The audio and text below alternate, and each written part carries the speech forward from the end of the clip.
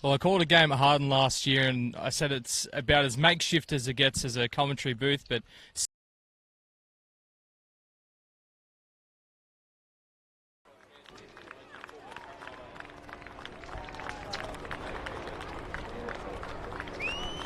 really good to be here. So hopefully we see a good game of footy between Parramatta and Newcastle. we'll quickly go through the lineups before we get kickoff. So we got Suli Asiaho at fullback for Parramatta, Patrick Luatoa Nu and Cooper Sinclair on the wings, Declan Murray and Freeman Forsyth in the centres, Jackson Kapata and Ethan Sanders in the halves. Locking the scrum, Miles Martin with Kyler Mafoa and Joshua Al-Zahim in the second row, Daniel Reardon, Bailey Meredith and Kane Nicholas in the front row. The bench, Saxon Pryke, Diego Bassina, Siasaya Unga and Amoni Sikaheli. The coach is Michael Roberts. Quickly run us through the Newcastle side. At fullback we've got Aaron Cotterill, on the wing who is out today, Tyler Moody. In the centres we've got Kane Thomas and Bailey Scholes. On the other wing we've got Nathan Roberts. In the halves, Regan Glover and Cooper Taylor. In the front row we've got Aslan Peel and Connor Cromartie. In the hook position we've got Tarakai Kuru. In the second row we've got Riley Cullen and Cody Schultz-Ralph. Lock of the scrum, Jordan Jones. And on the bench we've got Max Jones, Trent Bailey, Jai Fisher and Lachlan Fitzhenry. Quite an overcast day here at Macready Park, but the rain has held off just before kickoff, so hopefully we see some free-flowing football as we see the lock forward get us underway. Miles Martin, the kick comes down towards Parramatta, and let's see what they do with their first use of the football. Going to be looking for line speed here, the Newcastle side. Both sides towards the bottom of the Northern Pool ladder, so a win for both teams is going to be big in them getting towards the top and hopefully a final spot. They're going to need to win both games and rely on teams at the top losing to get through. As Parramatta get up over halfway. Slow play the ball. Let's see the first kick from the Parramatta halfback in Ethan Sanders. Nicely taken there by Newcastle. And out towards the wing, here we go. He's got some open space. The fullback is coming across, but taken down there by the winger. It was Luatua Nu. Good opening set there from Parramatta, but now on the counter-attack are the Knights. Already at the 30, and the referee not afraid to blow the whistle early. Yeah, good set there from Parramatta. Had a good kick, but just a bit of poor chase there, and the Newcastle winger got around the wing and down the line, and we'll see what they can do here with the ball. So the Knights 20 metres out, first real good use here in the red zone, and it's their lock forward, Jordan Jones. He'll play it to Kuru. Now out to the right side they come. Tries to budge over here with Riley Cullen, short of the line. And the Knights come wide towards the left-hand side. A nice little skip. Trying to crawl his way to the line. Gets the quick play. The ball barges his way over. But short of the line once again. So last tackle. Options both left and right. They come to the left-hand side. A dummy grubber kick into the in-goal. And it's battered dead by Parramatta. So a repeat set here for Newcastle. And a great way to build early pressure. Yeah, I think Coach Joel Bennett will be really happy with that set. Really getting through the sets early, nice hand for the ball, and then with the kick to the in-goal and get the repeat set, he'll be really happy.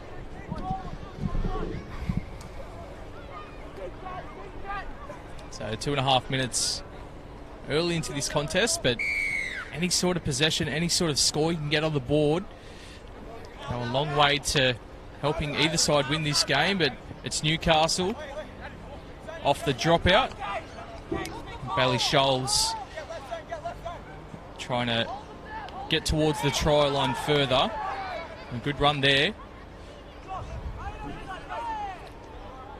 Good early defence from Parramatta as well. Now to the right-hand side they come. Good, nice ball. And it's the centre, Bailey Scholes, who is in fact on the wing. So we'll try and see where the 18, Liam Brown, is. Whereabouts he's on the field. Some other changes have made Lachlan Fitzhenry into the starting side. So definitely a reshuffle. But it's Jones. Short of the line on the last. What do they do here? They spread it to the left-hand side, through the hands, overlap, a good rushing defence. Parramatta got up off their line. Had a bit of an overlap out there to the left-hand side, Newcastle, but good defence in the end there by Parramatta.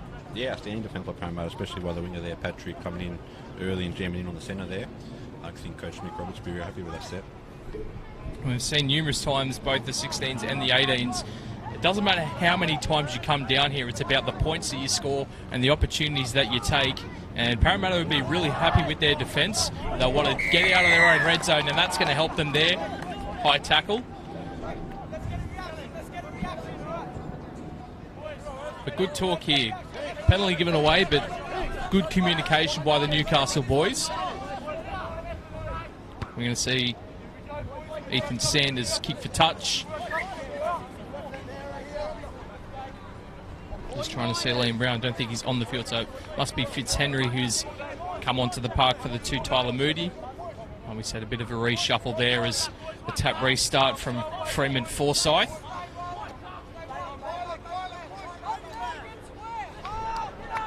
And now with their first real good chance down here in the red zone of Newcastle. It'll be Meredith, a dummy half. Bit of a juggle there from the halfback. Now some footwork by the back rower in Mafoa. Oh, well, he won't play it. He's lost the football. Now, it was raining just before we arrived to the ground. How do you think the conditions will play into this game?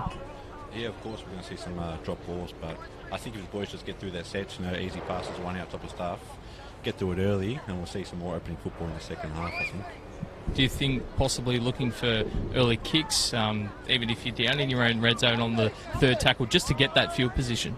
Definitely an option, I think. The early kick will come into play well. We'll just see what happens and see if they go good. Live from McCready Park, the Andrew Johns Cup under-16s, round 4 of the Northern Pool, here between the Parramatta Eels and the Newcastle Development Squad. Both teams desperately looking for a win to continue into round 5 and hopefully into the semi-finals. But Northern Rivers are stuck at the top of the ladder, undefeated so far through this competition. And if anything's to go by last year, they were very good. There's a penalty for an incorrect play the ball. We've seen that across all leagues, whether it's 16s and 18s here or in the first grade in the NRL. And do you appreciate the referees really cracking down and making it a thing to play the ball correctly? Yeah, I think it's great. I like having referees in control of the game, and it'll be good to see what Parramatta can do in this set with a bit of attacking 40 metres out. And the tap restart, no kick for touch, no win to speak of. Thankfully, last 2 weeks it's followed us. But another opportunity here for the Parramatta Eels. They come out to the left-hand side. And here is Patrick Luatua-Nu.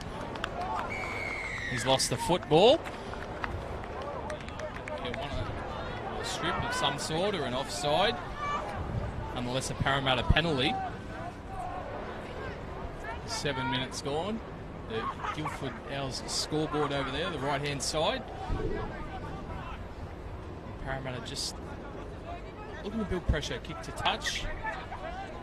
Won't be able to miss him. Jackson Kokota there in the blue headgear.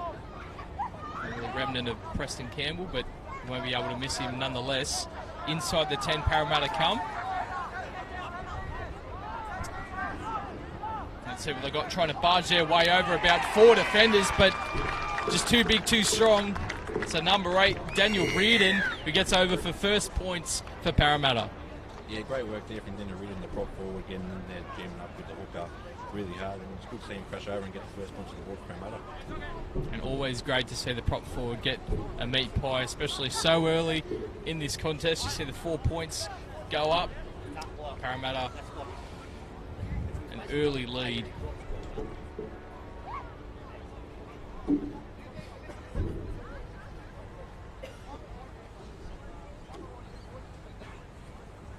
Have you been enjoying the coverage of the Andrew Johns Cup and the Laurie Daley Cup for rounds 1 through to 3, and The 23s and the women's tackle get underway this weekend as well. Games all over the place. I'm heading up to Parks tomorrow for 4 games. Back to back to back to back. So it'll be a long day, but a great day of rugby league. We see the number 7, Ethan Sanders, split the uprights in 2. And I heard you speaking about off-air before these very high uprights here at Guildford. Does it make much difference? Like, not really being a goal kicker, I don't know if it distract you, difference in the post, or is it just like any other? I think it's just like any other. They're definitely tall. Really big in the something speed.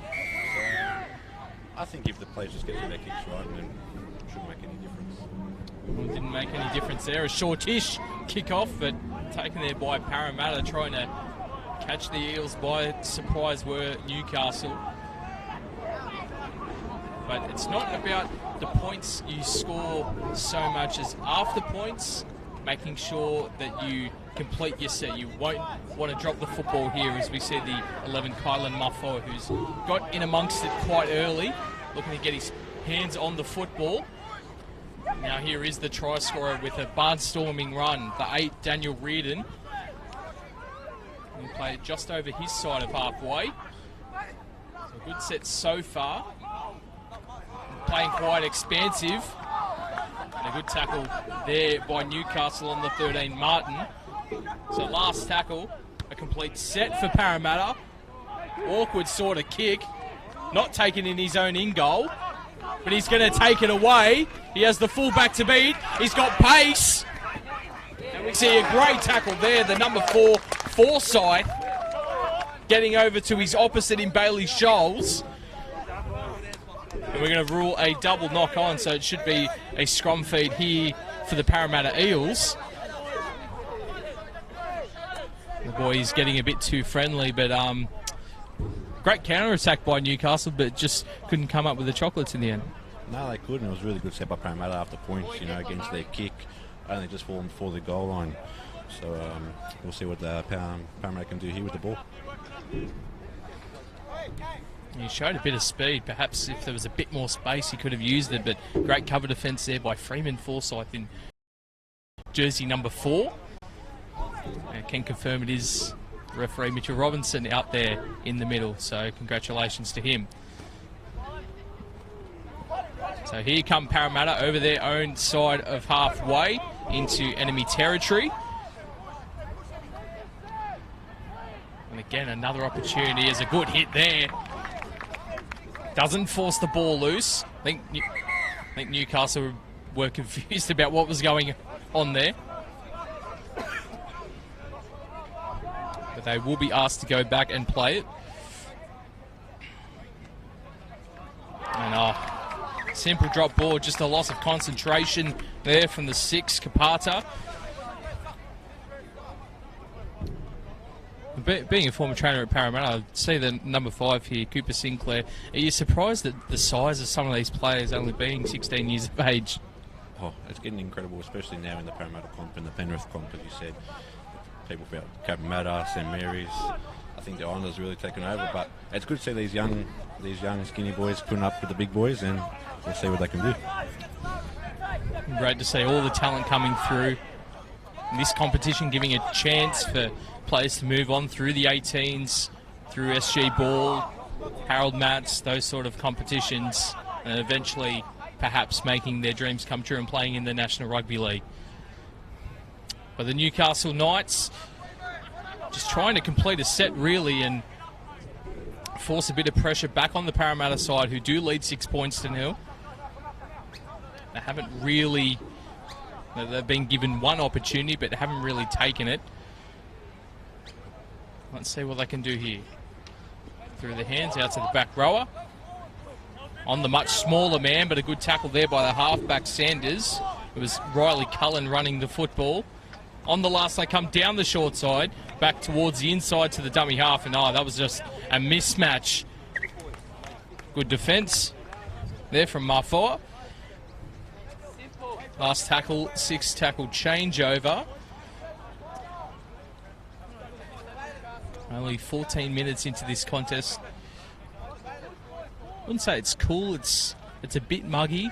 Overcast conditions will not favour both sides in terms of holding the football, but at least it's not quite as hot as it was last week at Kippax West Belconnen, about 30 degrees, not a cloud in the sky.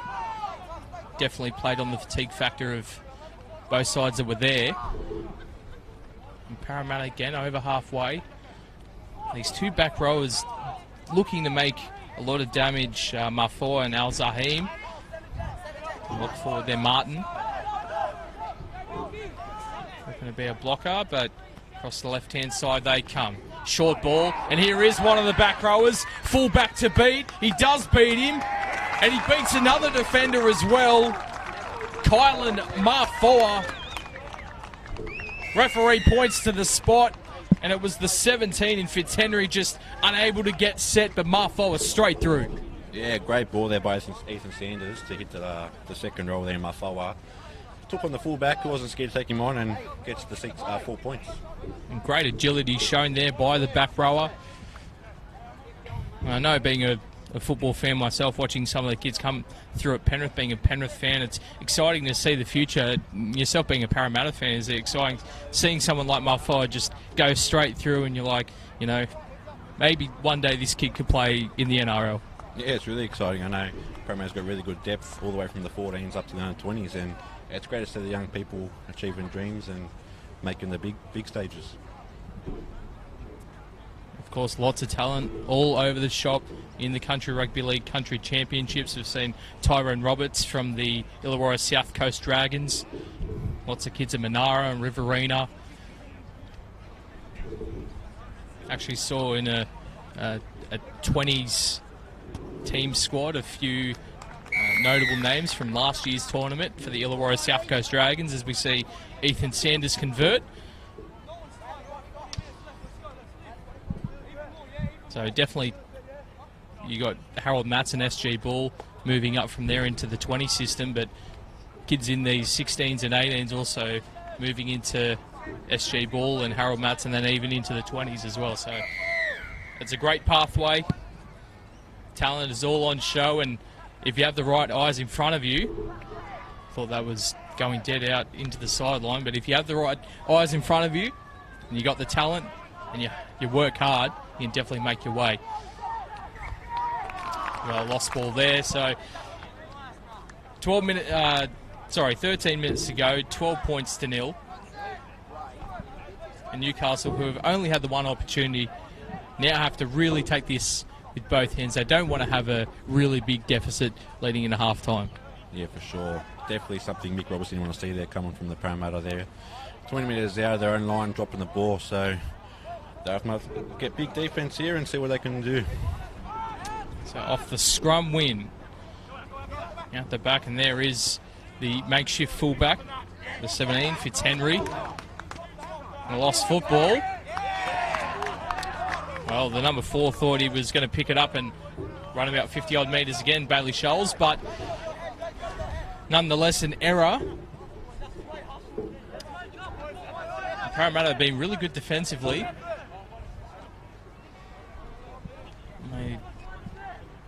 Other team, no, they are 5th on the ladder. A 28-14 loss to the Greater Northern Tigers last week. They come up against the Central Coast Roosters next week in Wyong. So it won't get any easier if Parramatta wish to make it into the semi-finals of the Northern Pool. We see Cody Schultz go down in back play. And just a bit of a hit. He's shaking off back in the defensive line. But they've started off well, Parramatta. And just as I say that, a lost football. And the ball goes around like a pinball machine. Just pretty sloppy from both teams. But like we said, the conditions may play a factor. 12 minutes to go in the first half. Here at Macready Park.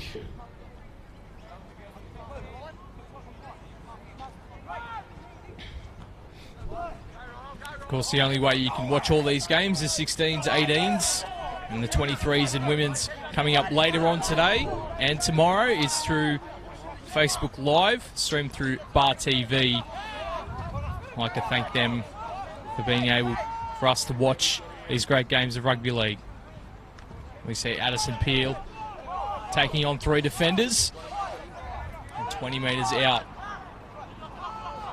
So again, a really good opportunity. They've been few and far between.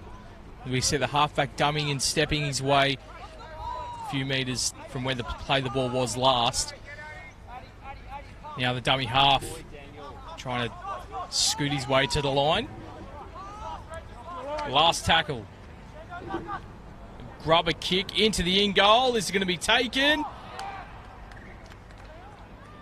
That's going to be called a knock-on in goal by Parramatta. I believe. No, it's a knock-on from the Knights. So again, another opportunity, although be it a tough one. No, knock-on in the field of play. Excuse me. But another chance for the Newcastle Knights, nonetheless. Yeah, for sure. They just can't capitalise on it. Another good defensive set by Parramatta, especially by Ethan Sanders. I've really been impressed by him in the first opening 15 minutes, you know. Not afraid to put his body in the line against the big boys. Perhaps I should have had my coffee this morning. But here we go, and solid contact there from the winger, Lua Tuanu. And out towards the sideline. Held is called by the referee. Maybe just a bit of a 1-2 punch and then out to this right-hand side. But before they do that, they lose the football. Another opportunity blown. But again, great defence, Parramatta.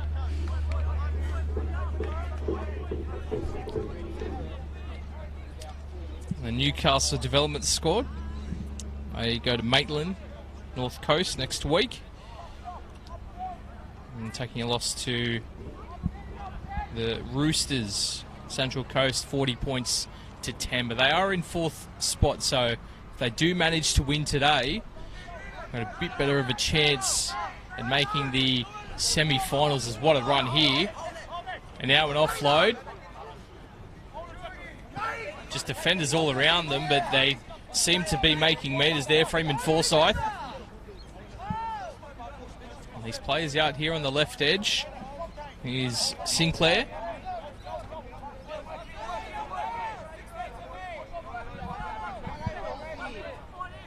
And Rock just a bit slow at the moment. We see some interchanges coming on. There's Bassina. The black headgear. Now to the left-hand side, looking left, but good shot. Ball and all tackle, Riley Cullen. There on Ethan Sanders.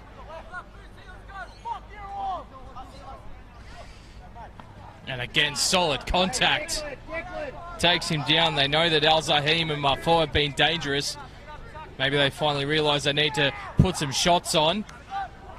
Ball still alive for Parramatta. It is still the last as well. So let's see what they can do. Bit high. Ball out of the back. Still alive. No, knock on. We've seen the intensity pick up in defence the last couple of moments here for the Newcastle. Very, very strong defence there by Newcastle. Getting a couple of shots off the line there. As we see, I think someone down for Parramatta in black play. Yeah, it seems to be. I think it might be the winger, Lewis Tuanau. In fact, no. It might be Declan Murray Tuanau being blue shirt coming across him. Bottle of water. In fact, yeah, I think you're right. Yeah, the 5'8", the guy in the blue headgear, so let's hope he's all right. Copped a hit from one of the back rowers, it might have been. Good to see him up and... Well, I don't know if he's about, I don't know if he knows where he is right now, but he's up, that's the main thing at the moment. And the thumbs up by the trainer. Always great work from the trainers here, from all teams, making sure their players are raring to go. And if they're not well, then taking them off the field and making sure they're all right. So some line speed here from Parramatta. 7.5 minutes to go till the end of the first half. And inside the 10. And hasn't been afraid to blow the whistle, the referee, but some good adjudicating on his part. And will this go out into touch? It will. Thought for a second Cooper Sinclair was thinking about batting that back. Here we go, the tap restart. And a lost ball. Was it stripped out? No. So Parramatta now on the counter attack. And get another solid run there from Forsyth.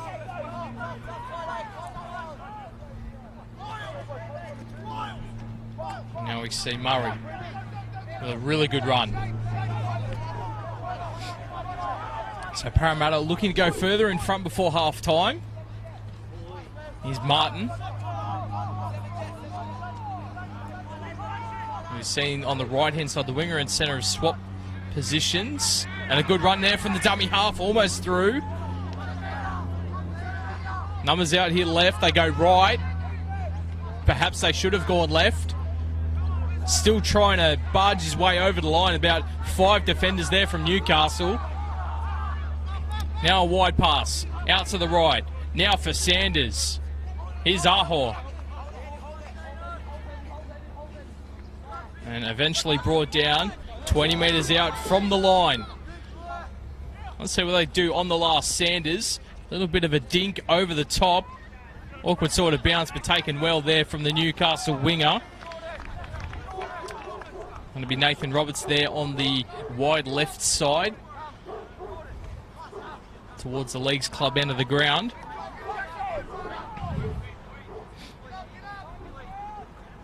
What are the Knights going to look to do here as we see a penalty? We're in Newcastle. Do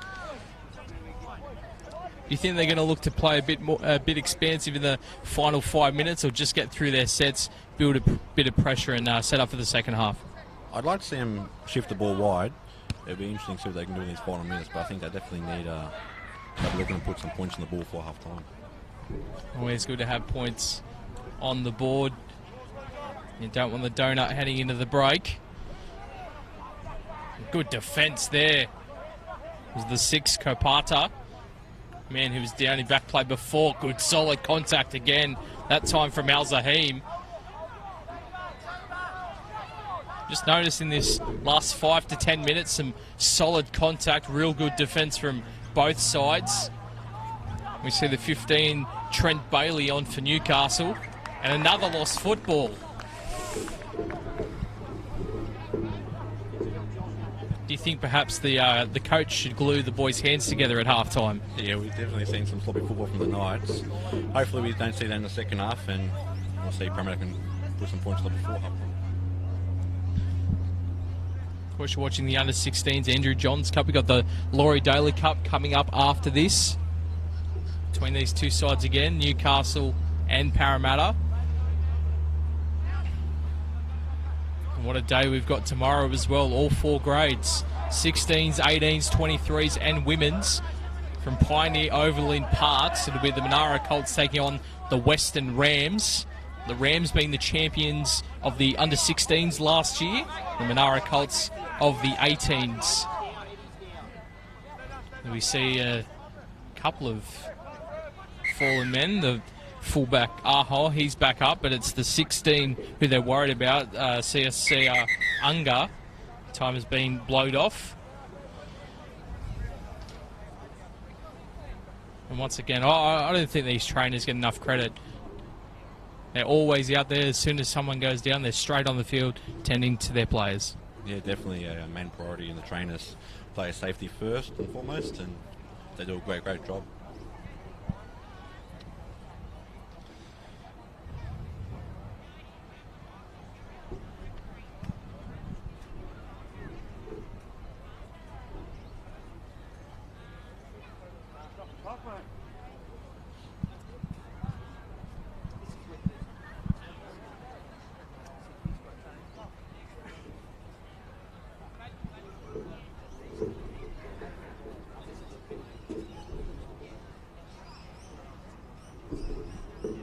You spoke to me before about Macready Park. You got many fond memories here. Would you like to share with us maybe some of your one of your fondest memories?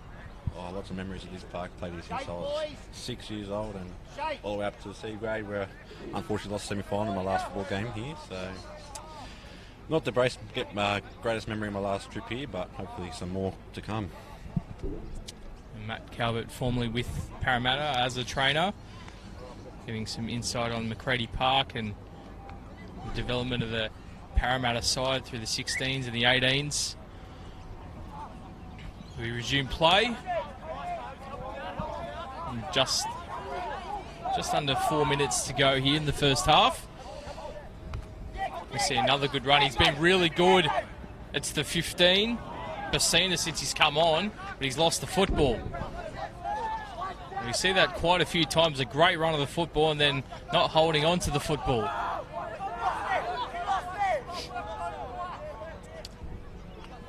And Newcastle probably just trying to hold on to possession before half-time, not wanting to give anything away. It was a good early start from Parramatta, 12 points in front. And then it's been back and forth, some solid contact, just like that tackle there.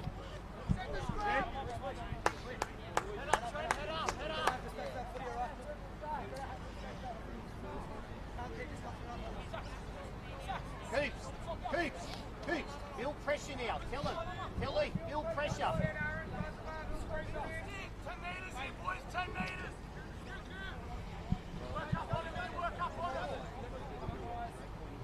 We'll see the 17th and Sanders feed the scrum. Freeman Forsyth in there in the back row, so thought we might have seen a bit of a trick play, but here we go through Patrick Luatua now. Big strong run. Takes 3 defenders to take him down. We head inside the final 2. Now it's the 3, Declan Murray.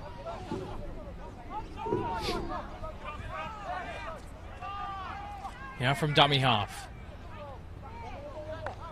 To the 10-metre line. And what can Parramatta do just before the break? Can they get points on the board? There's Saxon Pryke who's on the field. Options both sides of the field. And it's the back row. He's already got 1 try. Marcus not being square. We heard it from the bench of Parramatta. Would you look to take the 2 points of being on a premium all day? Oh, only minutes ago, I think the 2's a smart option. Close the half out and have some good confidence into the second half. And definitely words to be said by both coaches heading into half-time. But if you're the Newcastle head coach, what do you look to say at your troops half-time? It seems pretty obvious to hold on to the football, but is there anything is there any positives to take out of the first half? I think just getting through their sets. I've really been impressed by their defence in the first half. I think second half likes a bit more attacking football, but yeah, just the main thing, getting through their sets, and the confidence will come. And we see Sanders lining up for his 3rd attempt, first penalty attempt of the afternoon. We'll see these enormous uprights come into play. No 2 points of certainties, but that one goes through. And the clock should wind down. No stoppages in the first half, so I don't think Newcastle will be too keen to get the kickoff underway. Hey, don't run all the way back. Look at the clock. Start going to the 10.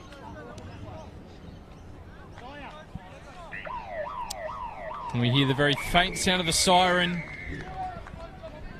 It's been an odd half of football, but Parramatta lead 14 points to 0 heading into the break.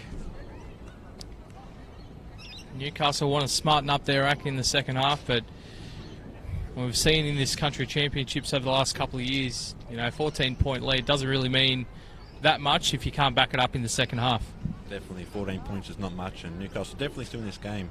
Just got to get through their sets, and points will come. Well, we'll welcome you back to McCready Park after the break. You're watching Country Rugby League Country Championships, the under-16s Andrew Johns Cup between Parramatta and the Newcastle development squad from Macready Park.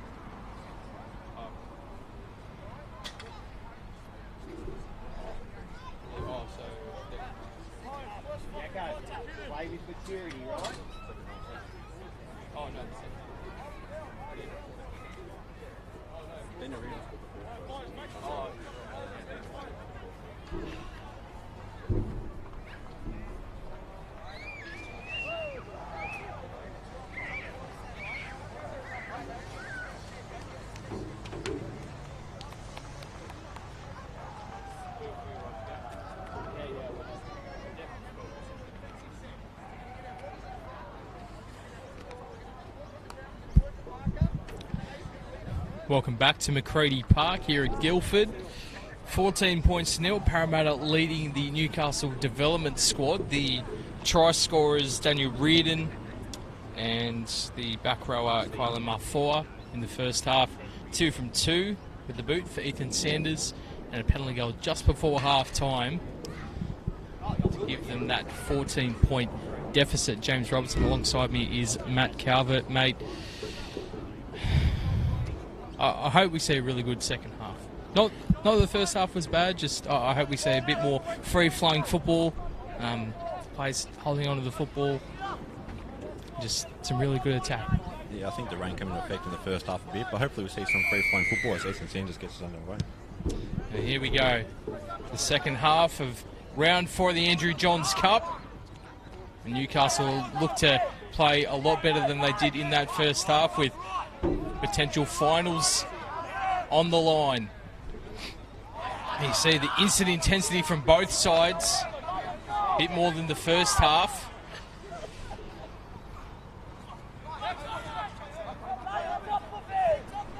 And just a slight error with Declan Murray was in jersey 4 and the number 3 Freeman Forsyth. Bit of an error on my part, so I do apologise to both those men, but the Knights look to get out of their own end with a kick from Cooper Taylor, taken well on the full there by Aho. Looks to beat a defender. He's brought down 30 metres from their line. Well, positive start there from Newcastle, good set. And asked to play back on the mark.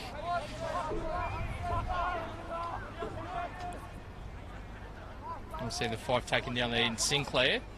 And gets back up and goes again.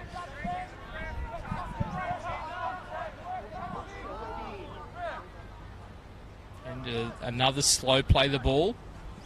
He's the 14 Saxon Pryke. Numbers in the tackle, all important. And I thought the Knights were onside by about 3 or 4 metres than they needed to, but slowly moving up, maybe something that they're using, but nonetheless a lost ball for Parramatta.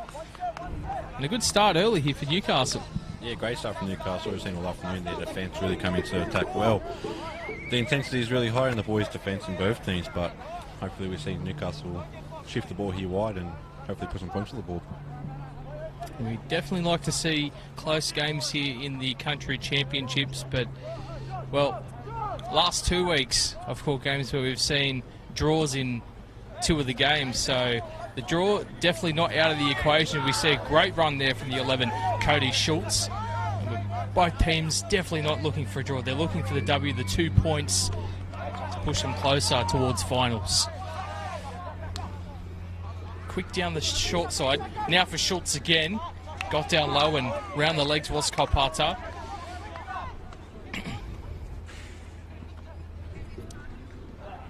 Look to do what Matt referred to earlier, trying to shift the ball. Look for a bit of space out wide. And offside. So good early field position inside the red zone of Parramatta. Look to take it through the 15, Trent Bailey.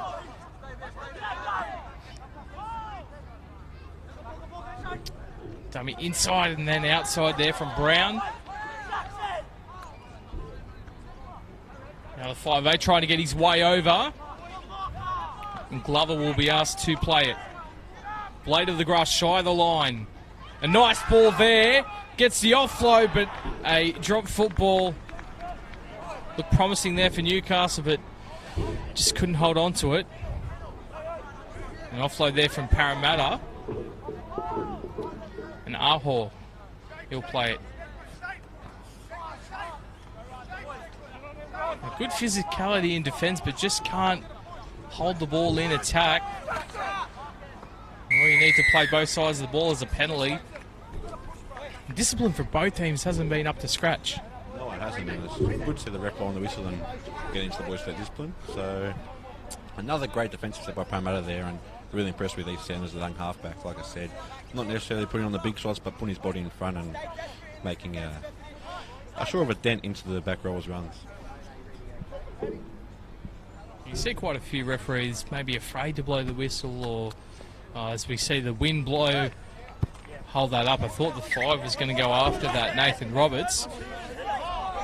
Yeah, we do see some referees afraid to blow the whistle. They put the whistle away and let the boys play football, but sometimes it does lead to, the boys getting a bit too friendly sometimes.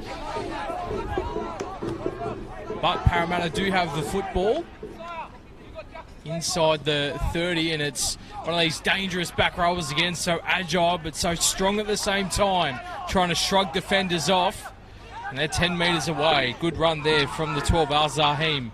Now they're coming out to the left, perhaps to the other back rower, and there he is. A nightmare for the fullback the first time, and a nightmare again. The 11, Kylan Marfour, goes over for a double.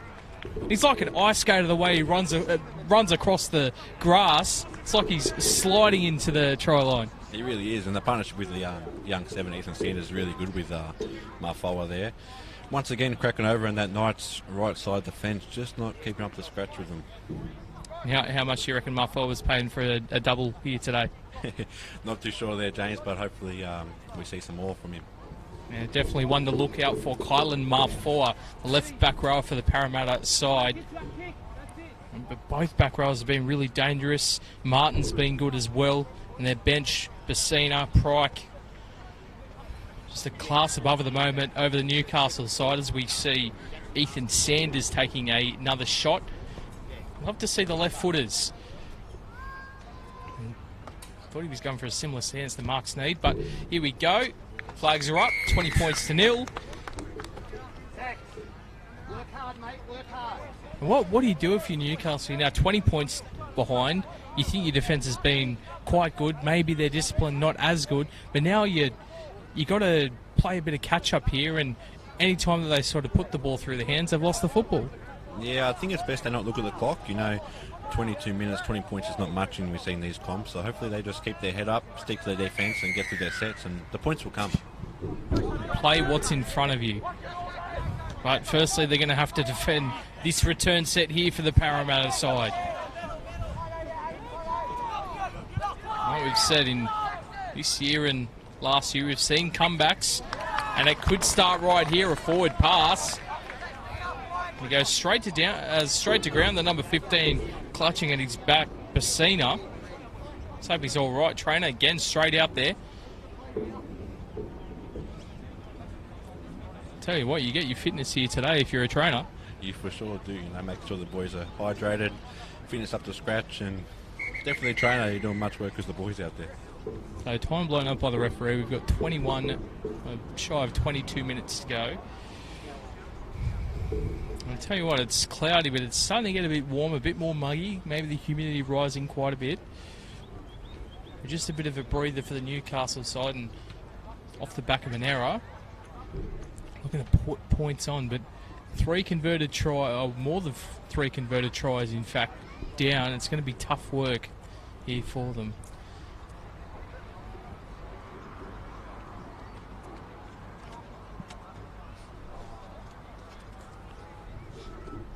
I hope you're enjoying the live coverage of the Under-16s Andrew Johns Cup, round 4 here between Parramatta and Newcastle Development Squad from Macready Park in Guildford. Stick around, the Under-18s will be on after this between these two sides, Parramatta and Newcastle.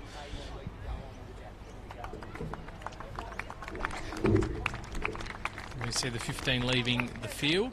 Unfortunate for him, he's been quite good since he came on, Bassina.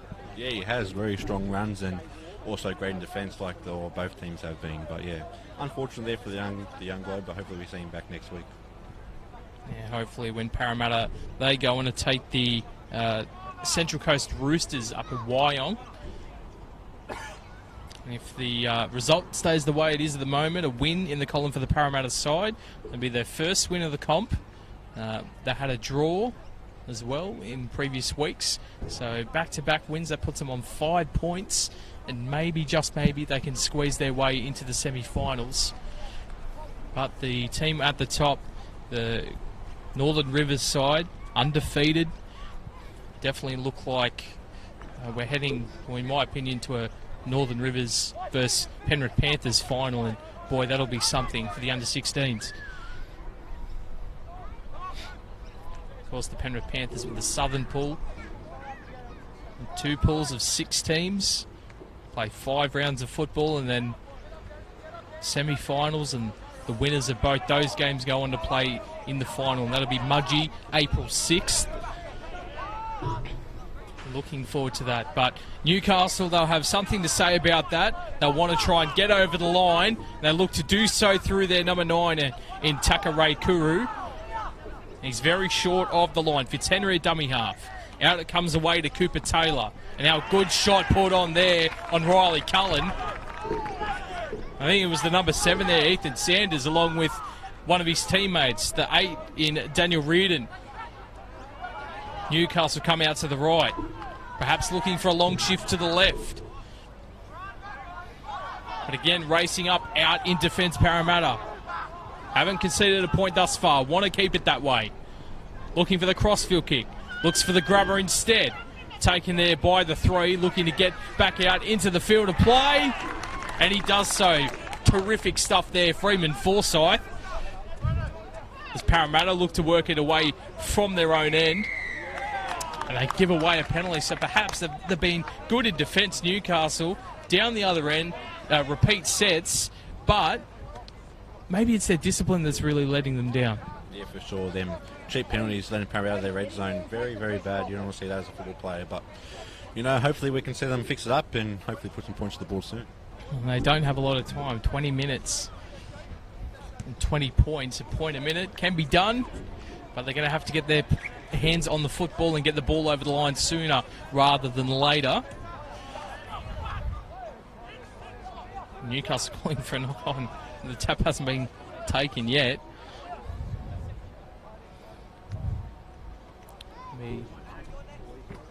Parramatta with a tap restart, and the hits like that, there's no point unless the tackle's going to be made. Parramatta, they come over halfway. Daniel Reardon with a nice run. But another lost football.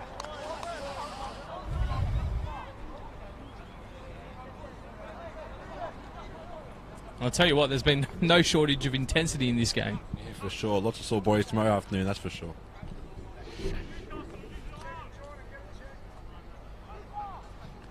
But again, another chance, not inside the opponent's half, but a chance to get 2 there and put some points on the board.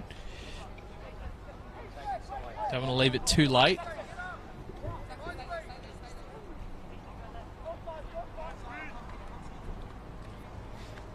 Referee telling the boys how to pack a scrum. Away we go.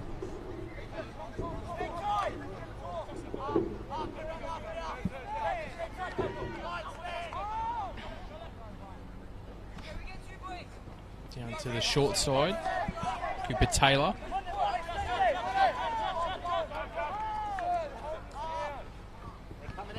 And this short side again. The Parramatta defence just holding firmly. Bit of footwork there from Liam Brown. Into that hooking roll, so it seems. Fitzgibbon.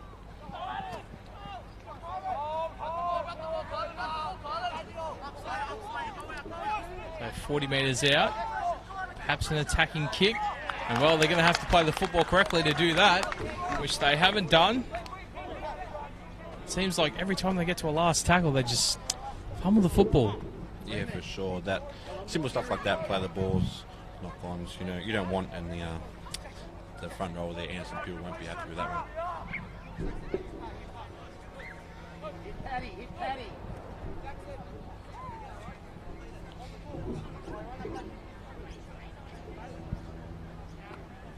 And the scrum won there by the Eels. We see Lua Tuanu.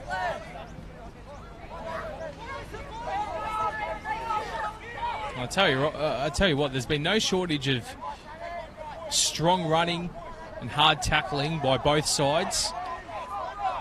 The effort's definitely been there, but it's just about the execution, and this bloke has been fantastic all day. Daniel Reardon, the prop forward finds his front. Nice quick play the ball, and a penalty against Newcastle for just being a bit too slow.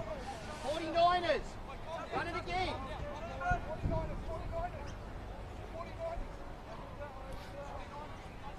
And let's see what the option is off the tap restart. No, well, they're going to find about 3 metres, I'd say, of extra room to work with. It's going to be Declan Murray take the tap restart. So a gap out here to the left-hand side, possibly looking for Lua Tuanu.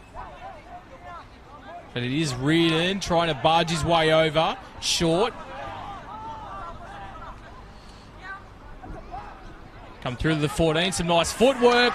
Gets his way over the line. Jackson Pryke.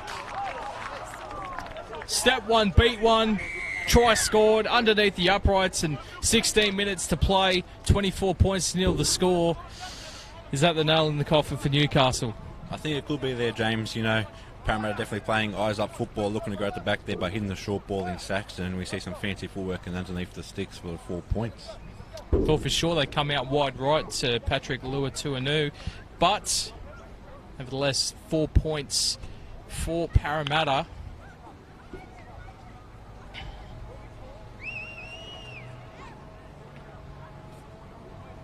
A win here for Parramatta will take them up over the Newcastle side on the ladder of the Northern Pool. They take on the Roosters next week. It'll be a very tough contest. We're looking at a final Roosters and Northern Rivers, and then the winner of that to take on the winner of the Southern Pool. So 26 points to nil. I've always loved that. Hear that from the players. It's still 0-all, boys. I love that. Even from the attacking side, the side that's up 26 points to nil, they want to play as well now as they did at the start of the contest. Yeah, definitely a 0-all cliche you hear in football most days, but you know, it's all about Parramatta now holding their defence strong like they've been all afternoon and seeing what Newcastle side can throw at them. Most importantly, not scoring 26 points, but holding the Newcastle side to nil, especially for next week. But as we have seen, straight after points, an error made, and well, I tell you what, if there's going to be a miracle here at Macready Park, it's going to have to start right here, right now. More than 4 converted tries down and 14 and a half minutes remaining. I do remember seeing not a miracle, but a 30-point deficit made to a tied game. 13 minutes to go. Tigers versus Eels, 2011 or 2012. So perhaps we might see a replica of that here at Macready Park. It's going to have to start right here, and it's the 4 in Bailey Scholes, who's been quiet in the second half, but was one of their more attacking threats in the first half. A long-range effort, and then another effort down the short side. And look to tackle him into touch, and it's going to be a penalty here for Newcastle. And the boys getting a bit too friendly. Perhaps Newcastle frustrated. They're down by 26 points. They need to keep cool heads because they're still, after this game, 1 more game to go. So I'm sure all those boys want to play in round 5 of the Andrew Johns Cup. Let's see what they can do, and what a tackle. I believe it was Kayla Mafoa. And 26 points down, still putting on the shots, Parramatta. Well, there's an enormous gap out to the right-hand side. That's the way they come, but they come short. And he can't get the football down. Out to the right. But again, just good rushing defence from Parramatta. I think he tried to get the offload.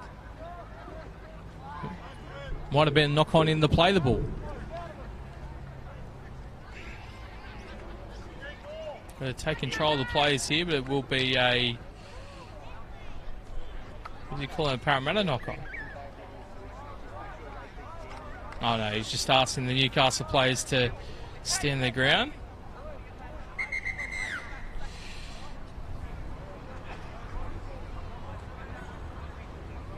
He's not going to take any of this nonsense from either side.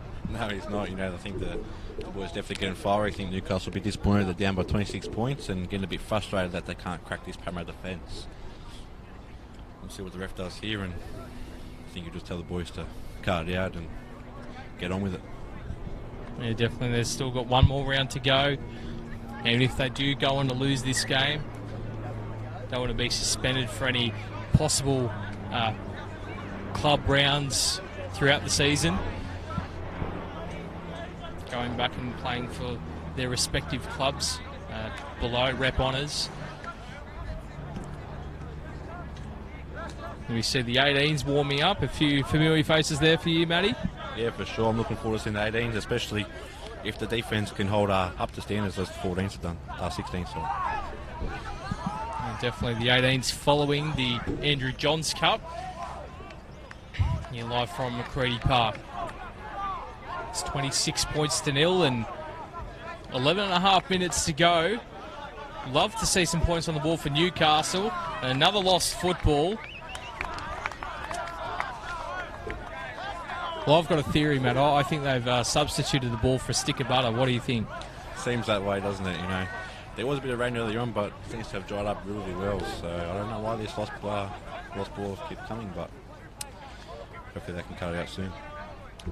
Hopefully. Let's see what Newcastle have. Want to keep their spirits high, as high as they can, heading into next week, because they take on the North Coast Bulldogs at Maitland after their 40 points to 10 loss against the Roosters. Joel Penny definitely have a word to his side. We see a dummy and a run. Half the gap hit there. That was by the 18, Liam Brown. Now we see Addison Peel.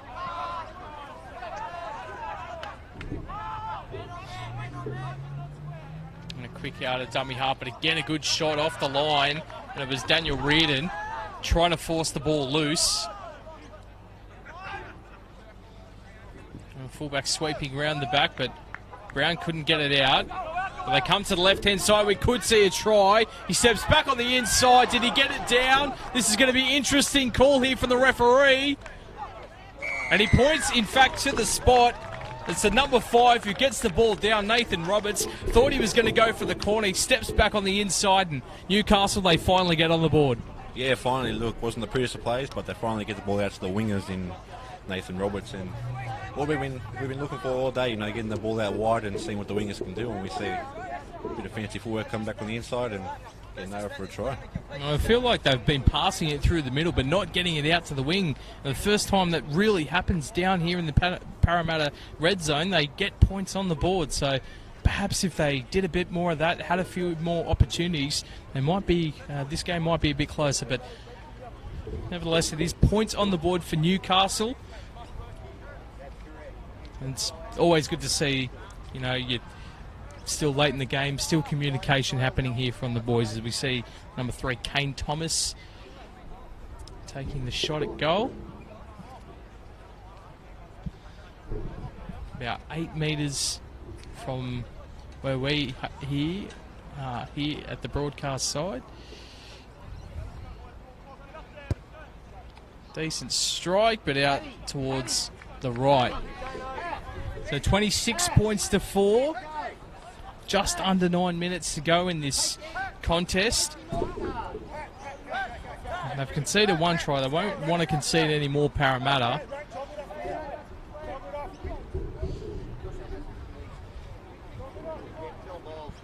We see to the right-hand side, the under-18s Newcastle side warming up.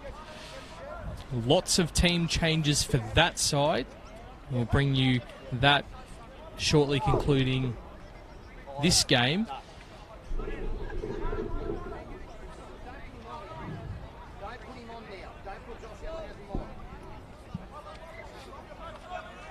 So what are we going to see for the final 8 minutes of this contest from both sides? Down towards the wing, and he's just going to run straight towards the wing, and he's going to be taken out. Well, not the right play there at all, but great defence there from Freeman Forsyth and Jackson Kapata there on the right-hand side. And what was he thinking there, the back rower? Yeah, I'm not too sure. Definitely not something you want to do off a kickoff. You know, run straight to the sideline. The boys from Parra definitely heard it, and they heard the call, take him out, and that's what they did. So take nothing away from Parra's defence, and we'll see what they can do now with the ball. And the benefit of not being in a commentary box, you can hear almost every word being said out there on the field. And sometimes it's not so pleasant to hear, but sometimes you really get to hear the communication of the teammates, and it's great to hear as we see Aho. Can he get the ball away? He gets a fend off, tried to beat him a second time, but he comes back for seconds. Bailey Scholes, he brings down the fullback for Parramatta. Now the 10, Nicholas. Beats one, keeps going. Parramatta, they'll want to score as many points as they can to help their for and against. Reardon, probably been one of the best here today for Parramatta. Just so hard working, always carting the football up, and he's been on the field for pretty much the whole contest. Here's Ahor. Brought down. Lots of numbers out here to the left-hand side if they choose to go that way. Nicholas. And he does barge over Nicholas.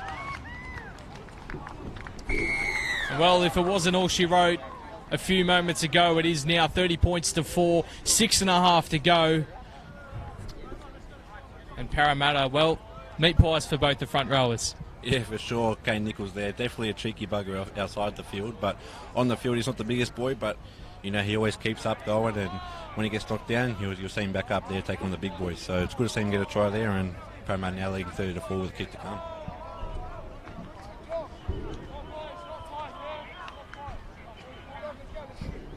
Any preparation that they can have heading into their game against the Roosters next week from Maury Breen Oval in Wyong, and quite a ways from here. And one thing I want to touch on, just as we see Ethan Sanders take this conversion, the amount of travel that these young players have to do. You know, how do you think it impacts their game? I was thinking to myself last night, you know, heading up to Parks tomorrow for the Western Rams and Monaro Colts, you know, what does the travel do to these players? Does it sort of set them up for possibly when they do go into a 20s rep squad or something like that? Because it's not something a normal 16-year-old has to go through. Yeah, definitely not, but I think they don't mind it, you know. Definitely not driving it, so, you know, have to get mum and dad in the car and nice trip up, probably sleep in the car most days, but it'll be definitely good to see how the country comp can expand, and, you know, it's great to see the city boys getting involved. Well, it's definitely been great over the first 2 seasons that we've seen the country championships, and hopefully we can see it grow and expand even more with more teams, and who knows, perhaps more divisions. Here's Parramatta at the moment, 32 points to 4, and yeah, well, a push from one of the markers, and we're going to see March 10 for a bit of lip. And the referee's not going to take any of that, I can assure you. Well, the Knights, they don't want this to get ugly. And we see Sanders kick for touch there. And a tap and go here from Sikaheli. We haven't seen much at all today, but getting a go right here at the death. And again, solid contact there on Daniel Reardon. And he gets up, plays the ball. And through the hands, and somehow they just able to hang on with it with Unger. Out to the left-hand side. They show it now. Can he get a hat-trick? He'll be looking for one, the back rower, Mafua.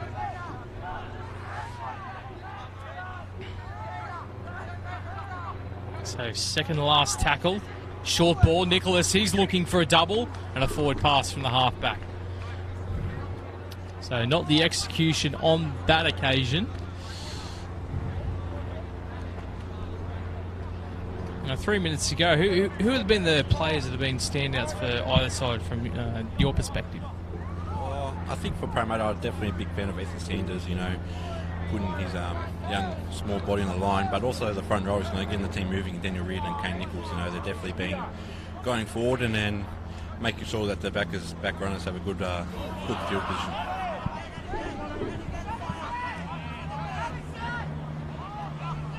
And for me, it's the back rowers have both sides. Kalen Mafoy, Josh Al-Zahim, Cody Schultz, Riley Cullen. Definitely bright futures if they keep working hard. And of course, all 34 players here today, the same opportunity. It's just about how hard they work. Good, solid defence. Still so late in the game, but just working as hard as they did it in the opening minute. We see a really condensed defensive line here from Parramatta, but good solid line speed. Here comes the last tackle. Kick there from the halfback, Cooper Taylor, who goes down. And he gets straight back up. Great to see. And a penalty here for Parramatta. Newcastle inside the 10 of the kick. And I think they'll have the ball here for the last 2 minutes. They'll want to wind the clock down. You see the halfback taking his time, Sanders. Towards the Leagues Club end of the ground. We wind down to the final 90 seconds. It's up taken there from Declan Murray. So 28 points the difference here between Parramatta and Newcastle. Round 4 of the Andrew Johns Cup here at McCready Park. Now a nice run out of dummy half there from Meredith. Still going. Trying to drag defenders. What have they got in store? Out the back, Ahor. Ran behind his own player. Although he didn't really contact anyone, you can't run behind your own player. I think sometimes the obstruction rule is sort of looked at differently. But, you know, at the end of the day, if you're running around your own player, it's got to be called. Yeah, for sure. Definitely a 50-50 rule we've seen, especially in the NRL comp. But, yeah, definitely can't run behind your player, and he knew as soon as he ran behind him, it was going to be pulled up. And it's good to see from the referee to sort of call. You see some refs that they allow the player to run through the line and they don't really call it as such. But been really good with the whistle here today. We'll see him hopefully in the 18s as well.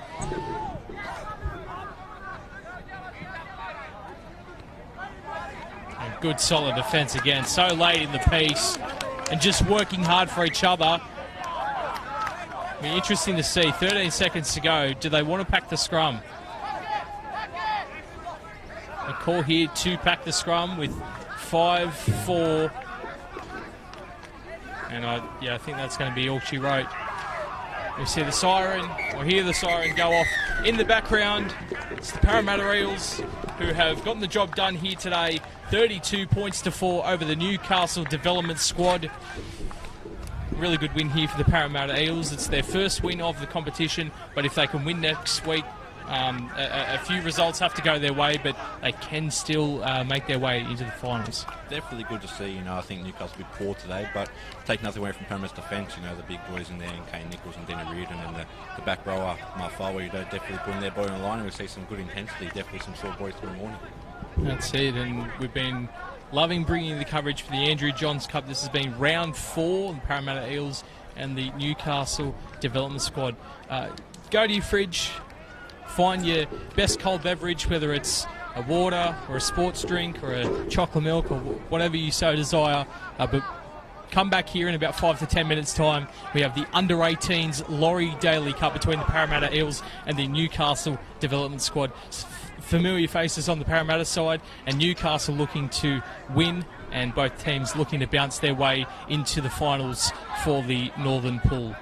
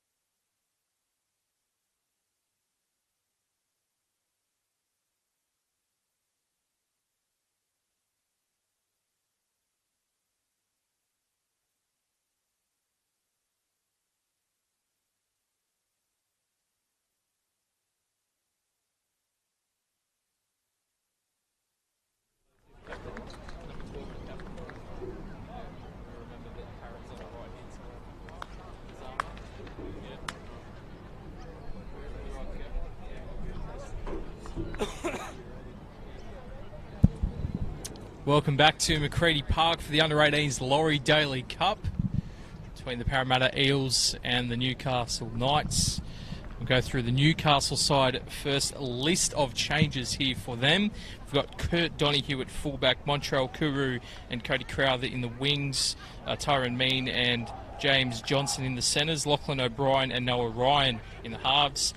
Brock Greason is the lock, Jack Jackson and Sam Robertson the back rowers, Zach Jones, Zach Miller and Harry Whitfield the front row, Romano Cook, Brock Hunt, Josh Wood and Tareen Lima Farmer is the bench, with Dean Langdon there as well.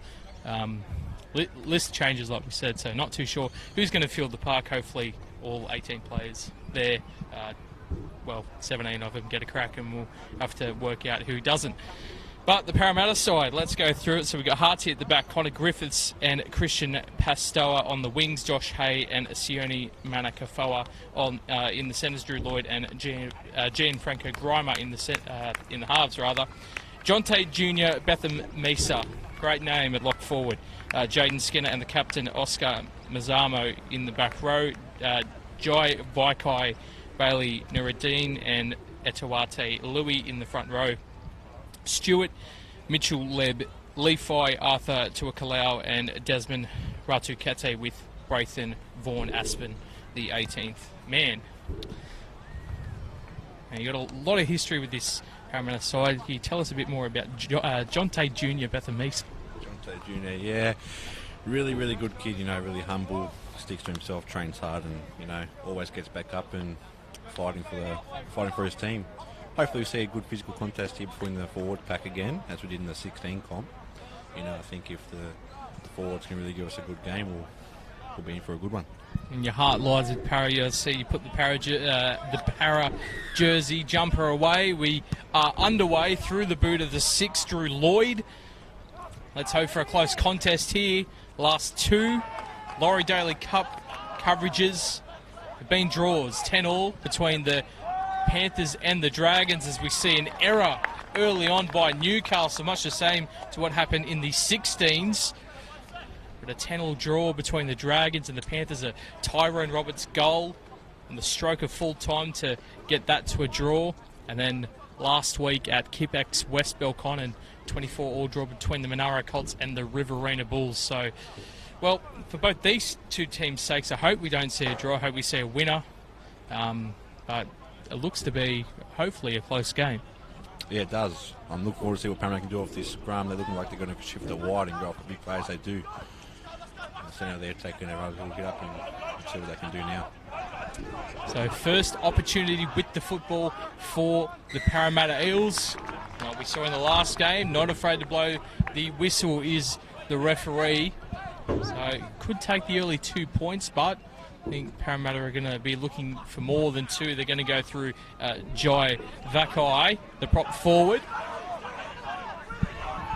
He's short of line. They've got a lot of numbers out here. Well, both sides, really. They could have gone the short side. They opt to go to the open with the number 10 there in Etawati Luai. He tries to get over the line. About 6 defenders there to hold him up. They're going to attack the line in a similar fashion. They try and bury their way over. Can't do so. I see Josh Hay lined up at fullback, so it seems to see two centres line up together with the 18. Held up. And see it play the ball. So perhaps one of the wingers out. We'll have to see what happened there. And we have Braithen Vaughan Aspen out here on the right wing for Parramatta.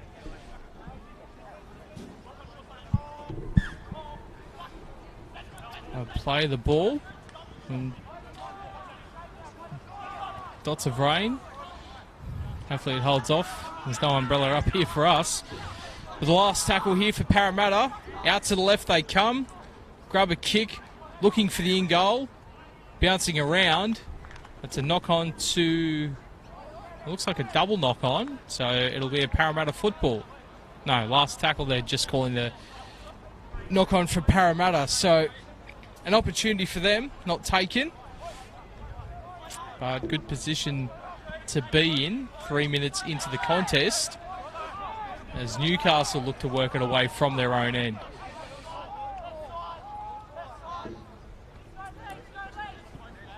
And we see a lost ball there from Newcastle.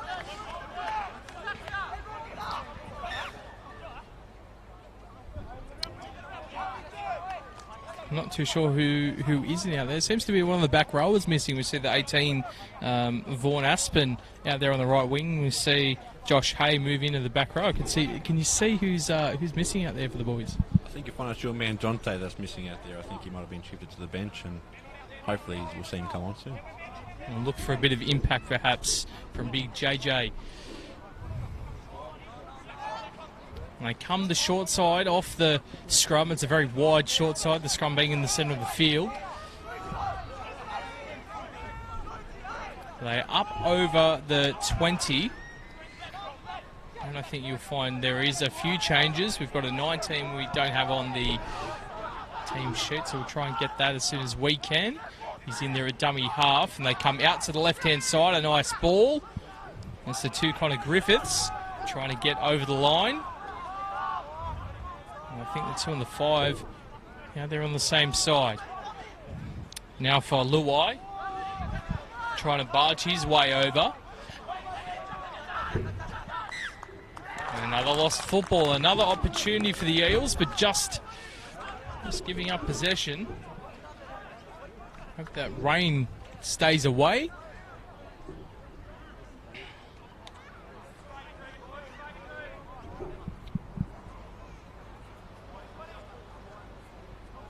As a coach, you sort of tell your boys, okay, hold possession of the ball early on in the contest. You know, you must be pulling your hair out if 5 minutes into the game you've had 2 errors really close to the line.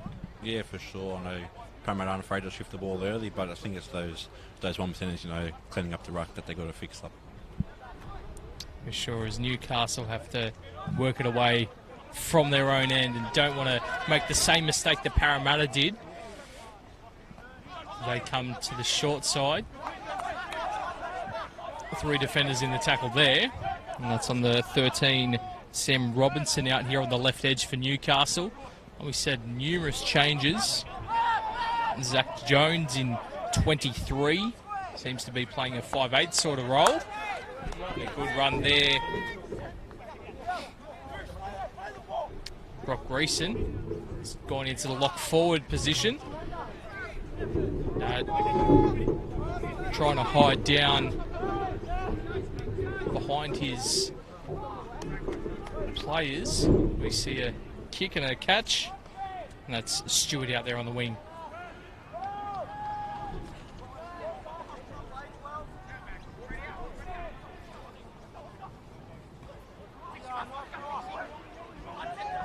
So Parramatta towards the 40.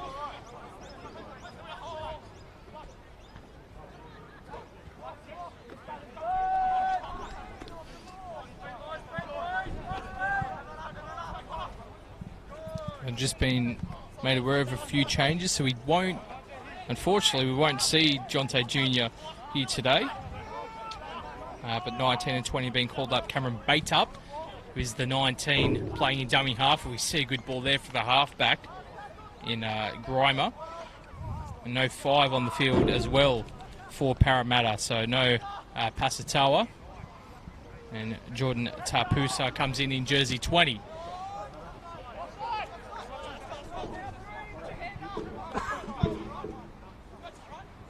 And assuming all the changes have been the same from during the week for the Newcastle development squad. We're in the old school Newcastle jerseys. Nice to see remnants of the 97 Newcastle Knights.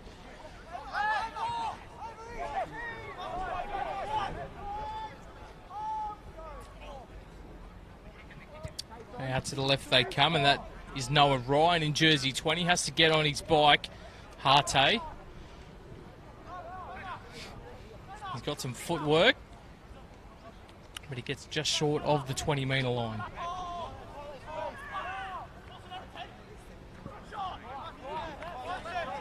Again, good physicality. Saw a lot of that in our previous game. Much the same in this game. Malak-Foa with the run. Now bait up.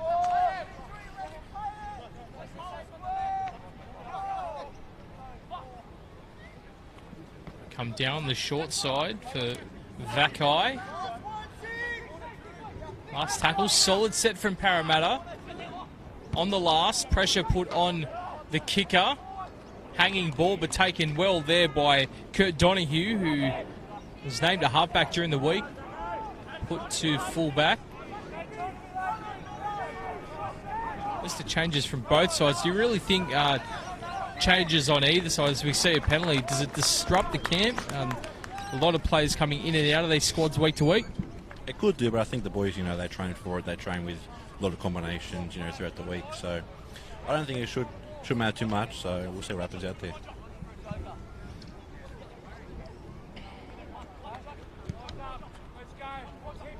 You see a kick for touch there by Lachlan O'Brien. Seems to be one of the early players playing in his position with the jersey number. And Brock Greason now up over the 40. Guys hands up and catching, and here's Zach Jones. In fact, he's playing in the front row, not in the halves. Numbers down the short side. They come the open side, though, with Harry Whitfield. Lost football there from Newcastle. So early possession for both sides down the respective ends of the field, but just can't come up with any solid points or any solid chance.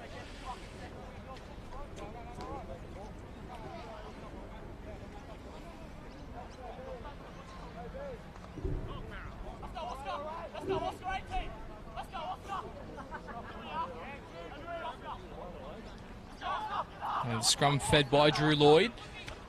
And again, good contact there as the 20 Noel Ryan. And he's shaken up, the skipper Mazzamo, although he looks to be okay now. It was really good contact there from the 5'8". And here's the 10 in Luai. Some early carries for him, and he's looked solid. And he looks to get that all-important quick play the ball. Well, that's the reason he can't get the quick play the ball away. He's lost the football. And 10 minutes into this game, a real arm wrestle so far. Yeah, it has been. It's been good to see, the physicality from both teams. I think will come into big play, in the later back end of the half, and I think we'll see some more open football. Let's hope. Let's see these interchanges come on at some point and make some sort of an impact. Romano Cook from the Newcastle side. Someone like Arthur Tuakalo from the Parramatta side. It is 0-0 to begin proceedings here throughout the opening 10 minutes. Is Newcastle with an opportunity as they try and sweep around the back, but it's good rushing up defence from Parramatta on that left edge. Trying to get back onside, they do. Dummy to the inside, tries to just go himself. I'm going to see a penalty. Markers aren't square. So a relieving penalty from Newcastle, and they're about 22 metres out, but probably too wide to take the 2 and looking for the 4 points on offer instead. Here's a 10 Whitfield. And we saw it work once for the Newcastle side in the 16s to go wide, and that's what they decided to do here through Tyrone Neen. And his partner Cody Crowther on the left-hand side, his wing partner. And a good hit there, good tackle, but he was offside, Luai. Unfortunately for Zach Jones, it is a penalty. So can't have a better opportunity now. Newcastle going to score some sort of points. You're right in front of the post. You go for the 2. And looking around, they're going to go for the tap restart instead.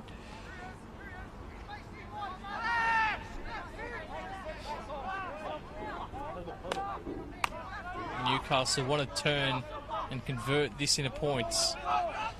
Out the back they come. Now with Lachlan O'Brien. Miller. Now for Robinson. Still going. Trying to look for that line. Search for the white stripe. Now from dummy half. I believe he's been held up short. And it is a double movement penalty being called there by the referee. So probably the best opportunity of the contest so far, and Newcastle just couldn't come up with anything. No, they couldn't, but it was good to see. Good to see what they can do 20 metres out in the red zone, and I'm not too disappointed with how they played there. So hopefully, they can fix up those tight 1%ers and put some points on the board next time. They kick the touch, heads towards us. Not too far, but about 25 metres gain from that kick for touch there by Drew Lloyd.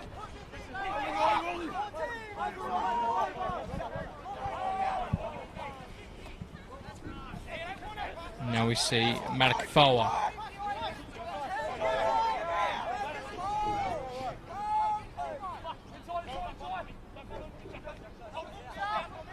Now Vaikai.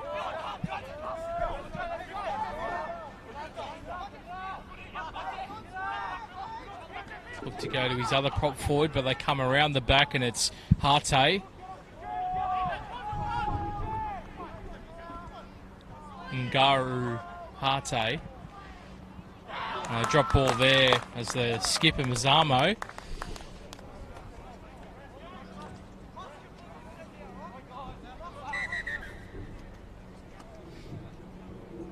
And now perhaps just having a word with a few players, or no, blowing time off. It was Vaikai who's down. 15 minutes into the contest, the rain hasn't really, nothing's really happening in terms of rainfall over the past hour or so. Is it just poor execution, dropping the football? Oh, it could be. I think the big physicality comes into the match as well.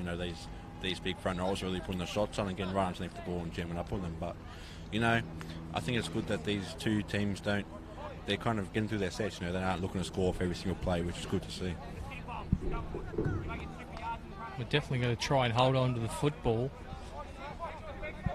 20 minutes to go in this opening half, and as we say, hold on to the football. Well, it's an offside call here, I believe. Parramatta not back the 10 from the scrum, so another getaway penalty. And more so towards us, but over the halfway line.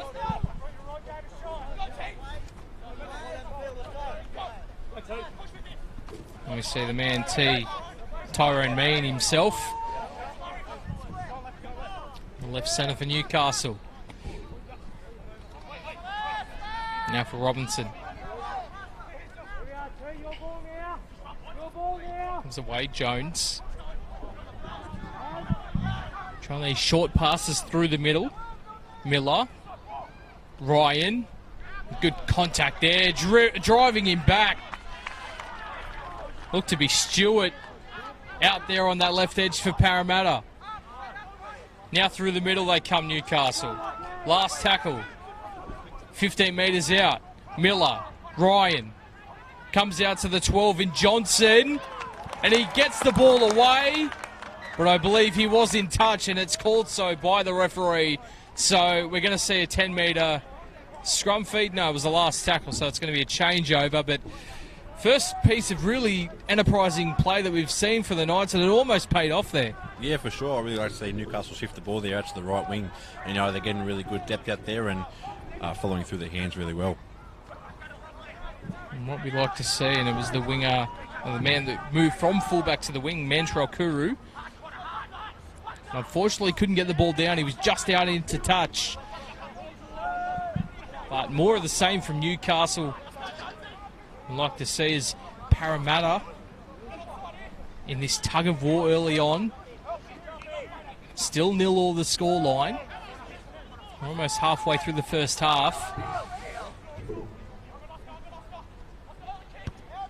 And here's Cameron with the kick. Was he inside the 40? It's just bounced outside the 20, so just short of a 40-20. But a good touch finder nonetheless there for the hooker. Yeah, really good, you know. Implementing that early kick has really paid off, and good field position. That's all you can ask for, you know. They're not looking to put the points on the board from necessarily their own 40-metre line, so it's pretty good to see. Now looking to put the pressure back on Newcastle, see what they can do from their own end. Perhaps Parramatta looking to force an error.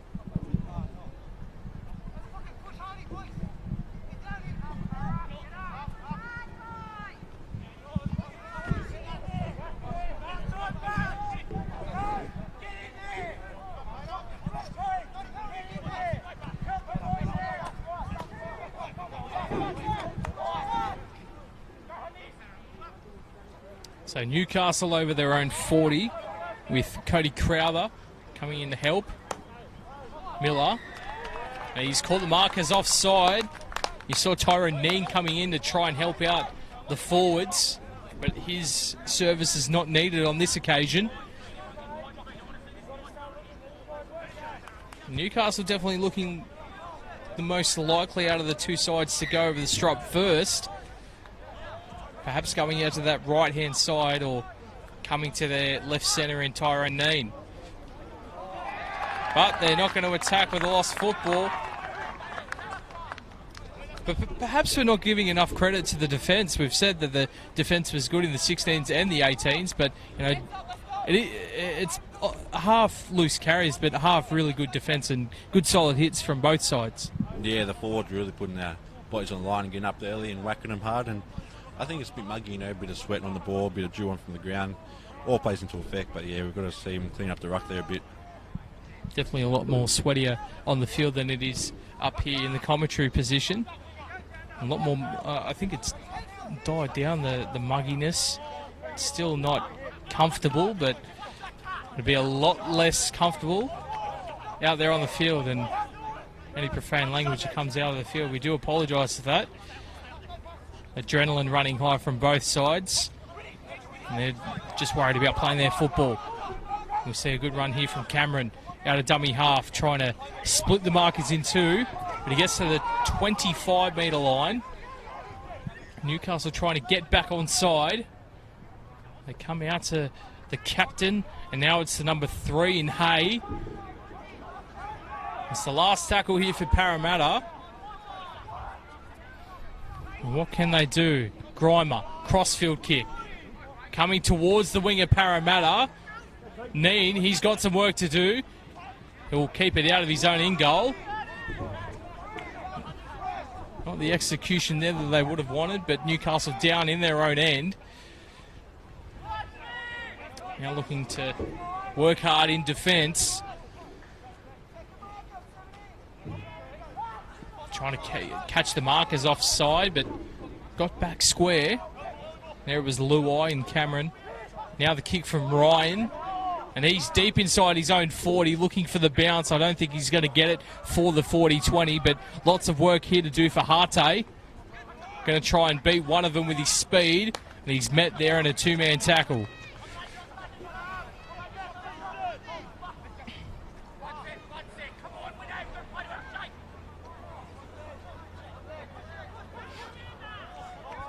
So back-to-back sets from both sides from the last era. More of the same. And here's the skipper. It's Mazzamo. Now for Luai. The Newcastle defence up there to meet them. Now the kick from Grimer. Deep down into the in-goal. Sorry, 15 metres out, Donahue.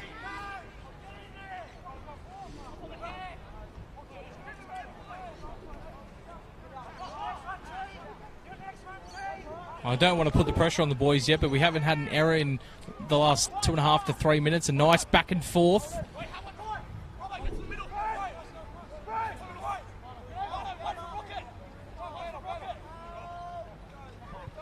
We see the 9 Romano Cook out there now for Newcastle.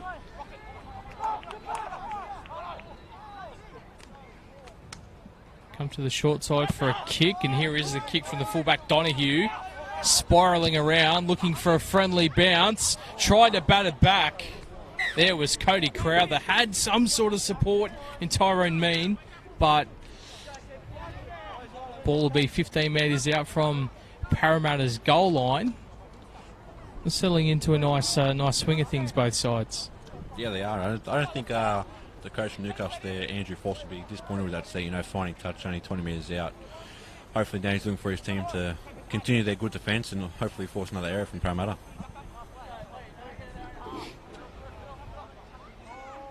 Definitely low scoring, 12 minutes to go. No points on the board yet from either side. But you feel like in the last couple of minutes there's going to be a break in play or someone just break through, as it was Josh Hay with a bit of a limp as he heads back to his right centre position. And Cameron, he's looked really sharp out of dummy half. He finds a 17 Raul Kete. Try to get the offload away. I thought the referee called held, not the case. Now for Webb Levi to the 40.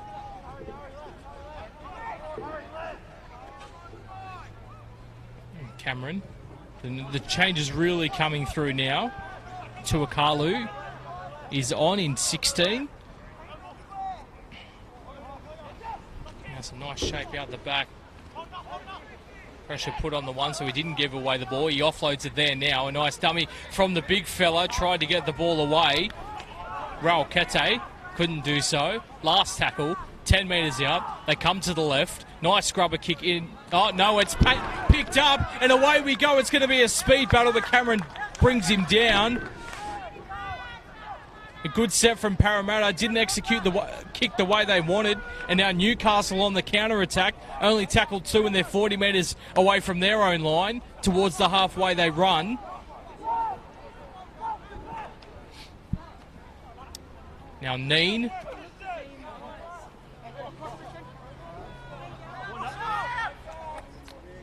An offload, and now it comes to O'Brien.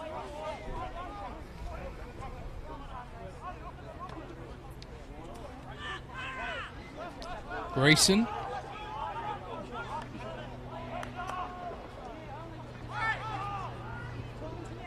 Kick towards touch. We'll find touch, and well, a good set there from Newcastle on the counter-attack, but again pinning Parramatta in their own end. Yeah, for sure. It looks like a bit of a game plan from Newcastle, pinning Parramatta back in their own red zone and making them work for it. So I think the defence from Newcastle can hold up, but Parramatta really need to work on getting out of their own red zone. Both teams looking to just force an error in that all-important 20 metres. Try and go on the counter-attack.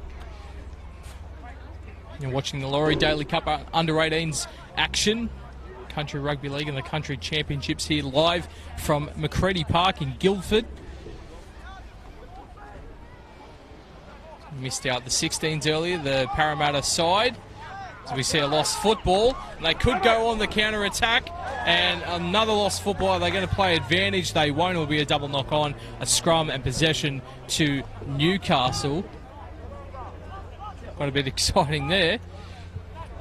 But yeah, the Parramatta side winning over Newcastle. They move just up the ladder and looking to make a push for that semi-final spot. Of course, the venue hasn't yet been decided for the semi-finals, but the final from the southern and northern pools will be from Mudgee in April 6th. Great facilities out there at Mudgee. And both these teams looking to win and go further as well.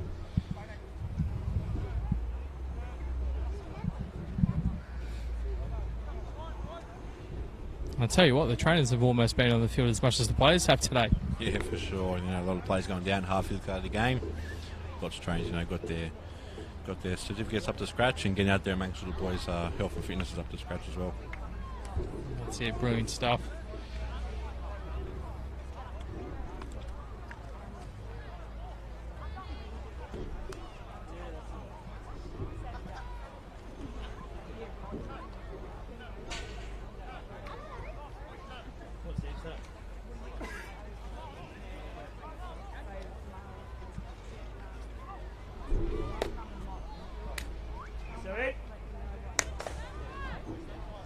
Go through the Parramatta lineup. Who do you think, working with Parramatta for the last couple of years, who would you say is a danger man in this side? I think if Oscar can get his hands on the ball as a skipper for Parramatta, if he runs his holes hard in the back row, I really think he can pierce through this Knights defensive line. Let's just see if they can match up with him and see if he can, barge through and get over and get his team rolling. Words from the man himself as well. Just trying to see who is down. The trainer's attending to him. Bit of a stoppage in play.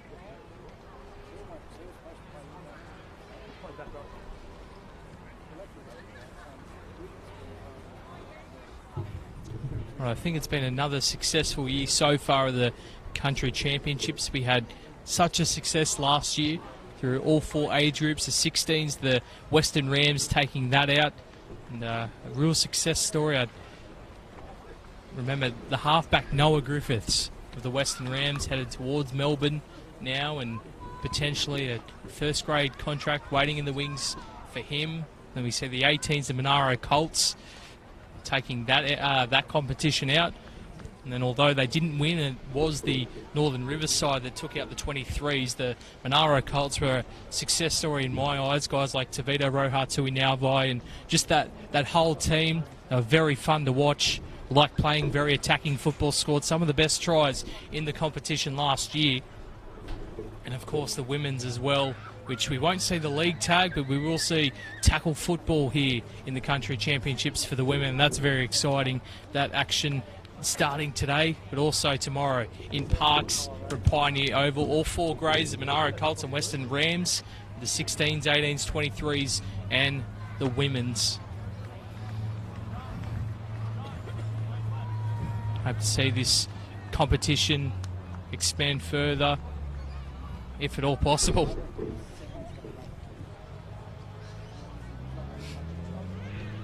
We're going to have a resumption of play here with the Newcastle Knights about 10 metres out from the Parramatta line, and they come to that danger man in Tyrone Neen. He beats 1 tackle, looks to beat a second, still going, but he's brought down 5 metres out from the line.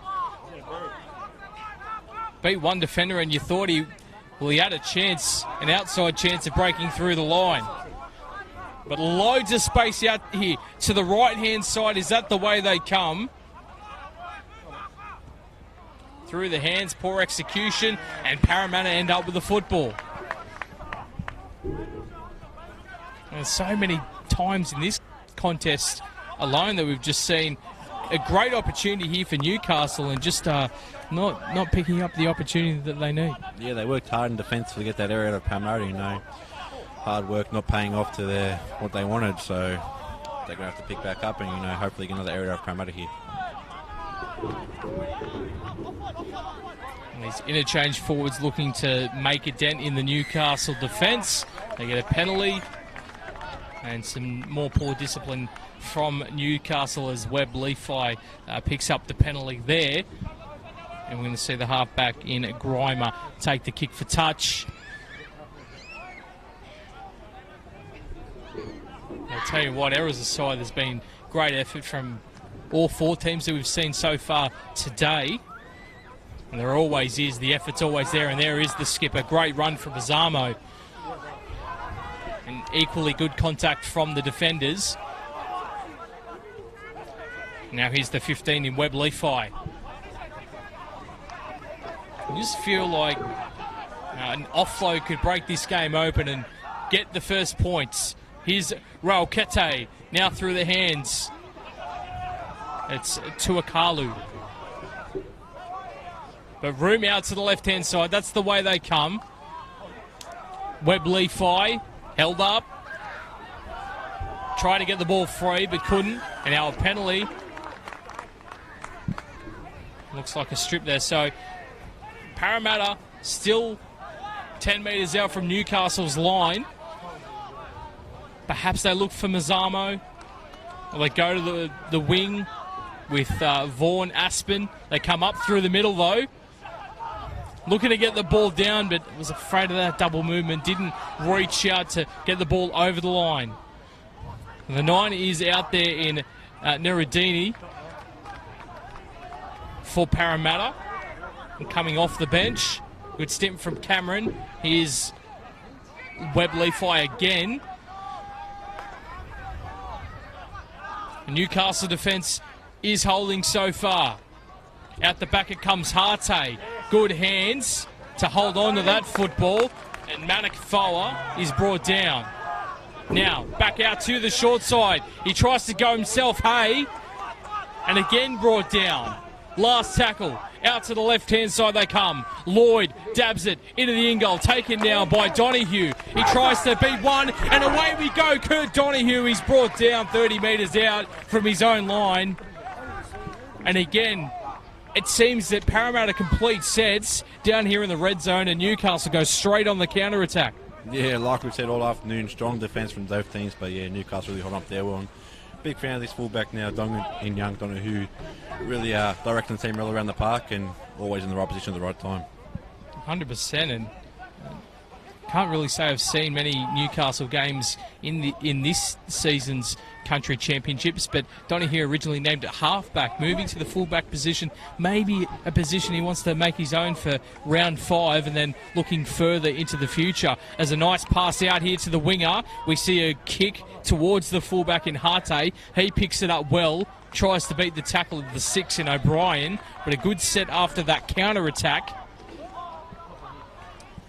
And with 4.5 minutes to go, we just start to feel the spitting of some rain. Hopefully it holds off. It's been held off pretty much all throughout the coverage. We see a juggling ball, and now Newcastle end up with it somehow. And it's the 17, Josh Wood, who's on the park for Newcastle, who is with the football, and now a penalty. And I mean, I don't know if it sounds silly to say, but it's 4 minutes to go. There's been no points on the board. If you have someone that could strike it for 40, do you take 2 points, being that we've seen no points in this contest so far? Yeah, I definitely think if you have a good kicker, points are hard to come by, as we've seen, but I think they keep putting the pressure on and hopefully get out towards the wings, and might see Donahue shift around the outside a little bit here. Been very good defence from either side. We see the 10, Whitfield.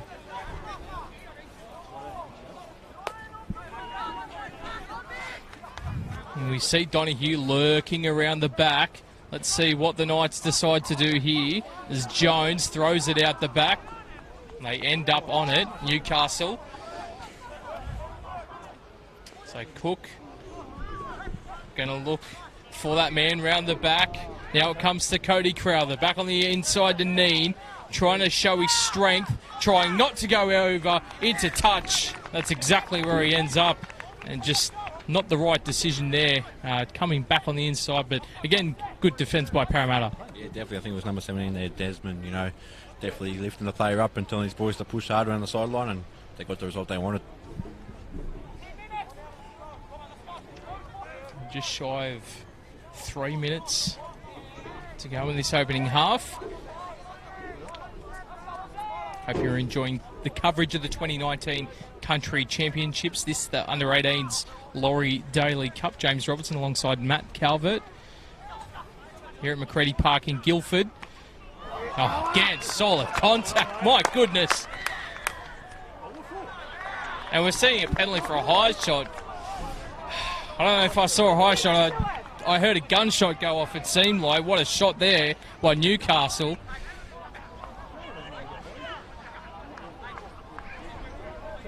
But Parramatta kick towards touch. And I think Parramatta would just look to complete this set. No errors needed. And Newcastle want the exact opposite. They want to force an error if they can. That's the 16 to a Kalau. These bench forwards have been pretty impressive from Parramatta though. Looking to hold on to the football. That comes through the hands here for Lloyd. An offload somehow. Another offload out the back. And now here comes Nuruddin. Fresh onto the park. After that good stint from Cameron. Another lost football. And who was that? It was the 17, Josh Wood, on the much larger man, Arthur Tuakalau. And with a minute left on the clock. Oh my goodness, what a hit!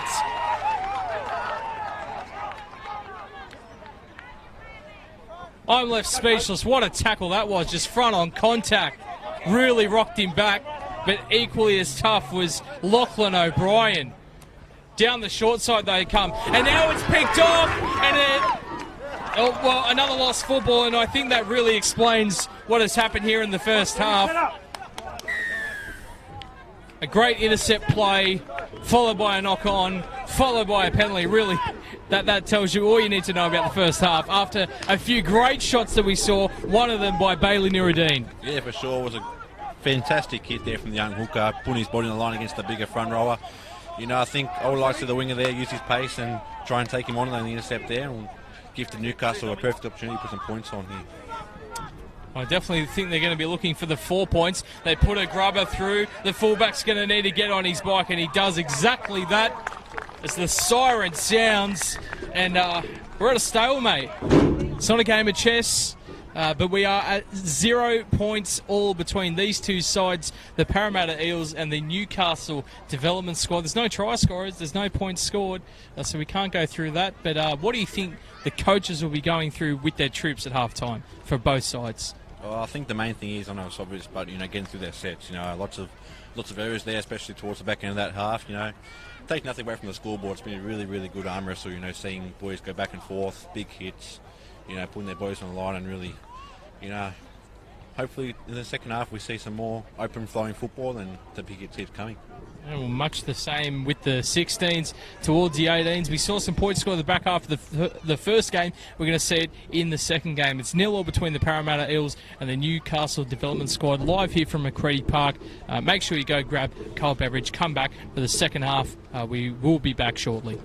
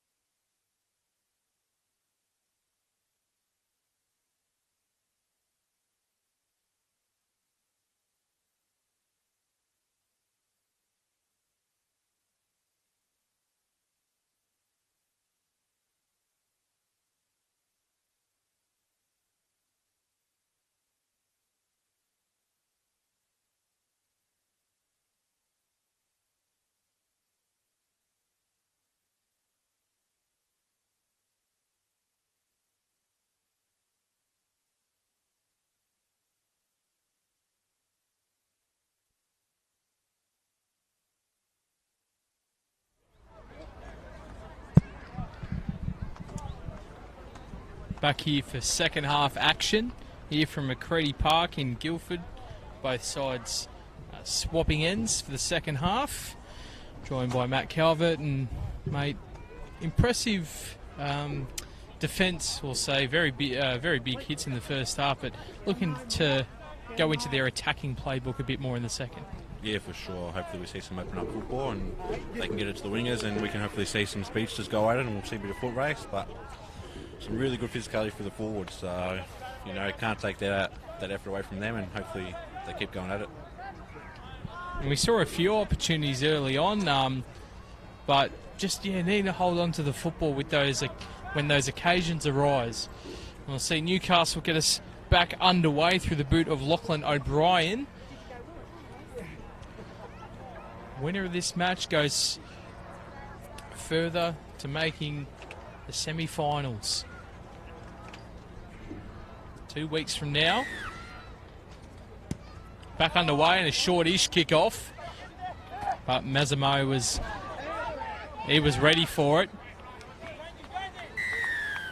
We're going to see a penalty for the high tackle. I thought we might have seen an on-report there as well. We've seen the referees not being afraid to put players on report for such dangerous high shots. But just a warning on this occasion. And the ball goes over the halfway.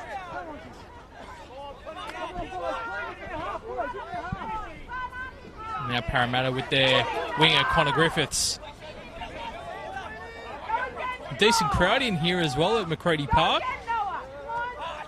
People with the rugby league season 1 week away from returning. Of course, the NRL kicks off the Thursday the 14th of March with, I believe it's the Storm and the Broncos, the opening contest. People have been thirsty and hungry for rugby league, so good to get down and support the local sides here, especially Guildford, as we see a shift here. The fullback, Harte, was good in pieces in the first half, but we'll look for a few more opportunities. Now for Mana Kafoa. Those teams that the Parramatta side you see warming up is the 14s. And the crowd will be lucky enough to see them in action following the end of this game.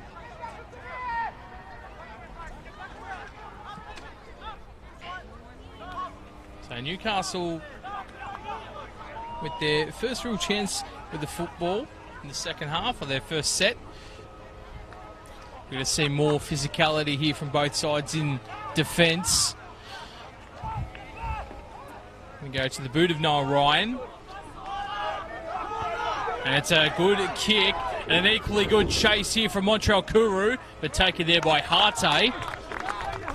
All the way back down the other end of the field, the Parramatta forwards trying to get back on side. Here's Vaughan Aspen. Wait for Vaughan Aspen to play it 30 metres out from his own line. Now for Mazzamo.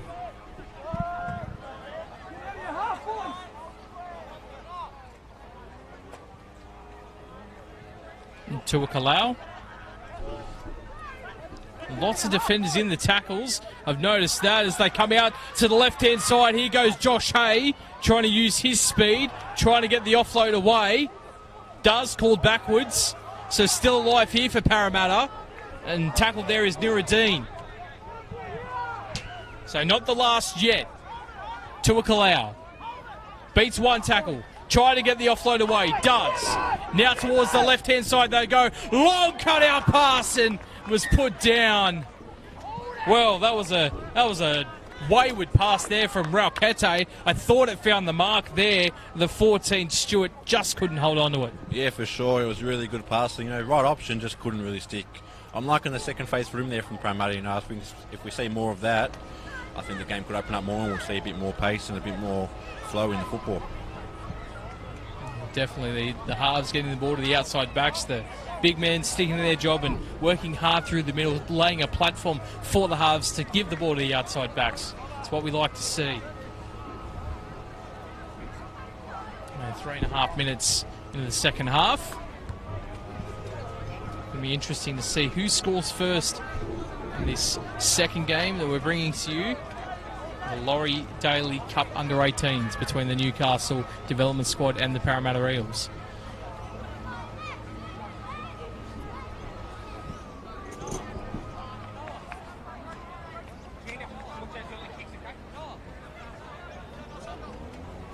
I'd like to thank you all watching at home as well. I don't think you guys get enough credit. The people that wake up on a Saturday morning and tune into the live streams on Facebook Live, stream through Bar TV.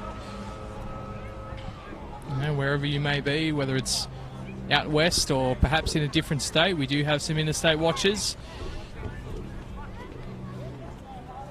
Good to see the great skills of rugby league shown here through all 4 grades.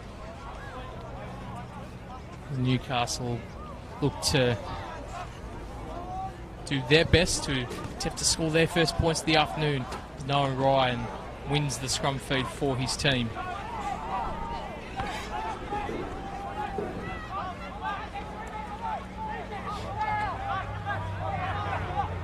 And solid contact there from Parramatta. I think their discipline's been a bit better than Newcastle's.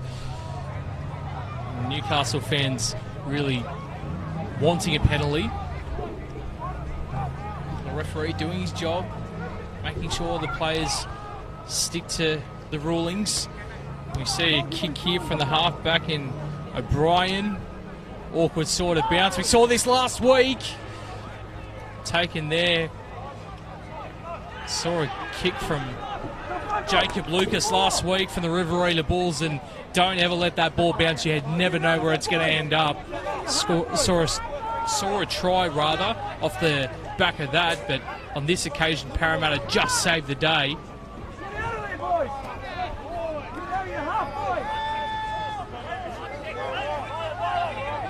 Maybe the Eels needing their outside backs to come help out. It's Royal Kete, Big Desmond in 17.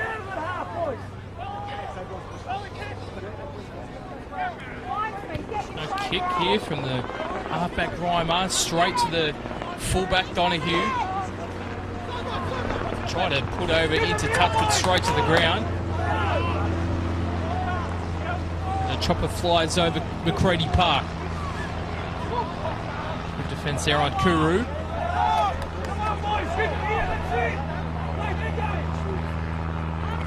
And again, good shot. He knows how to put a hit on the 9, Neradimi.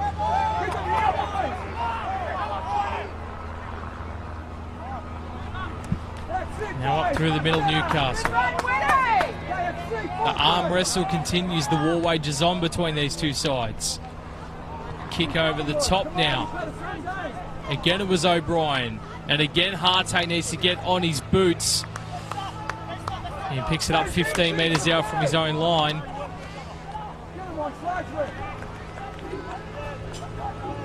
We saw a lot of this at the end of the first half. Both teams getting into the swing of things, getting into a real groove, not losing the football.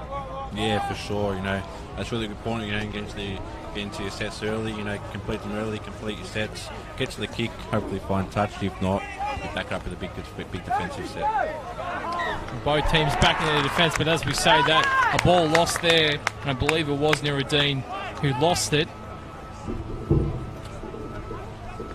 But if you're going to back your defence, there's not a lot of opportunities. Both teams obviously very good at putting shots on and condensing their defence, so that either side is going to have to score points pretty early on in this first half. Like I said, 2 weeks previously we've seen 2 draws.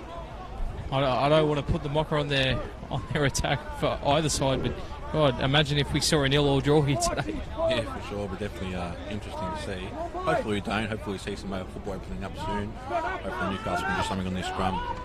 They look to do it here through the right-hand side of James Johnson.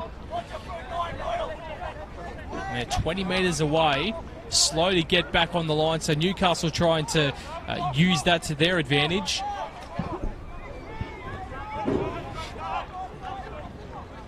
Again, options that come to the right-hand side on this occasion. Johnson, normally a back rower, try to get the ball over the line, but it's just popped out. So another opportunity, an error over the line, and it's going to be a 20-metre tap, a 7-tackle set. We see the 14s watching on. They'll be in this position, hopefully for their sake, in the years to come. Aspiring heroes. We see it's Nuruddin again, out of dummy half, been really good. Coming onto the park, perhaps trying to prove a point to the coach, say, I deserve to be in the starting side. He's been really good, both in defence and attack. Trying to get the ball away again, but Newcastle wrapping the ball up, but giving away a penalty also. It's been really the way Newcastle have had their opportunities down their end of the field, but then Parramatta come back, and normally Newcastle give away a penalty. But Parramatta haven't been able to take their chances either. That a really good touch finder by Grimer. What can they do here? Off the tap restart. It's going to be Manakafoa looking for the line himself. So a metre out. Comes away for Lloyd. Now for Raukete. They've got the 14 in Stewart out here on the side, but it's the 9 trying to get over, and he's been held up. Would have been a reward there for Nuruddin for some good defence and good attack throughout this match, but he can't get over the line on that occasion. So Calrete now on the inside. It's Luai who's back onto the park. But looking out to this left-hand side, that's the side that they want to come. Here's Harte. Holds it up. Goes himself, beats one tackle. Couldn't get it away to Connor Griffiths. Mazzamo.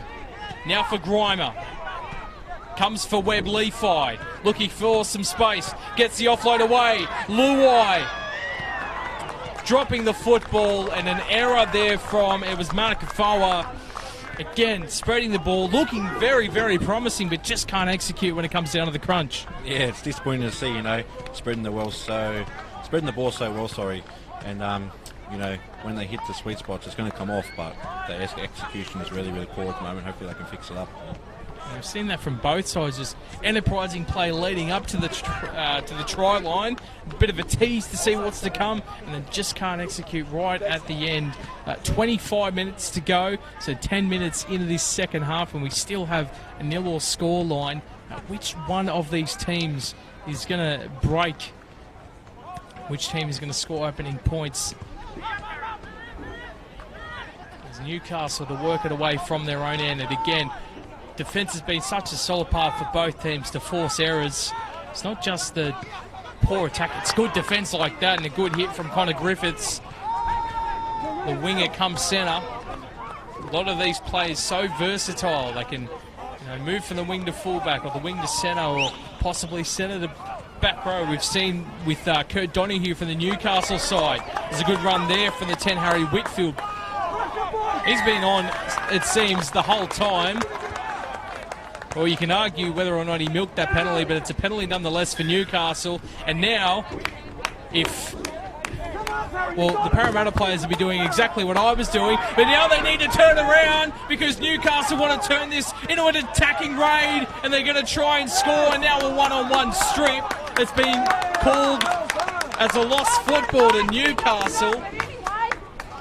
And now Parramatta with the ball. What an exciting 30 seconds that was. Yeah, for sure. There's that man again, Kurt Donahue. As I said, another knock on from the front row there in Parramatta. I think it's a good opportunity for Newcastle now to show some points, and I think it'll come through Kurt Donahue for the fullback. I was just trying to say, I was complaining that there was something happening out there, and Parramatta complaining, got the 10-metre march downfield. And Newcastle trying to make the most of it, like you said, with their fullback Kurt Donahue, and just making an error, but they get to redeem themselves, or attempt to redeem themselves here with 23 minutes to go. Looking to do it off the base of the scrum. Oh, don't tell me. Thought there was an error in the scrum feed.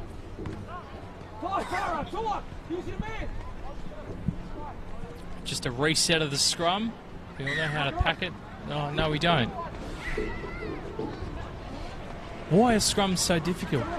I don't understand. Thank goodness we're not doing rugby union scrums like back in the day. the players wouldn't know what hit them. Anyway, we see Newcastle with the ball 20 metres out from the line.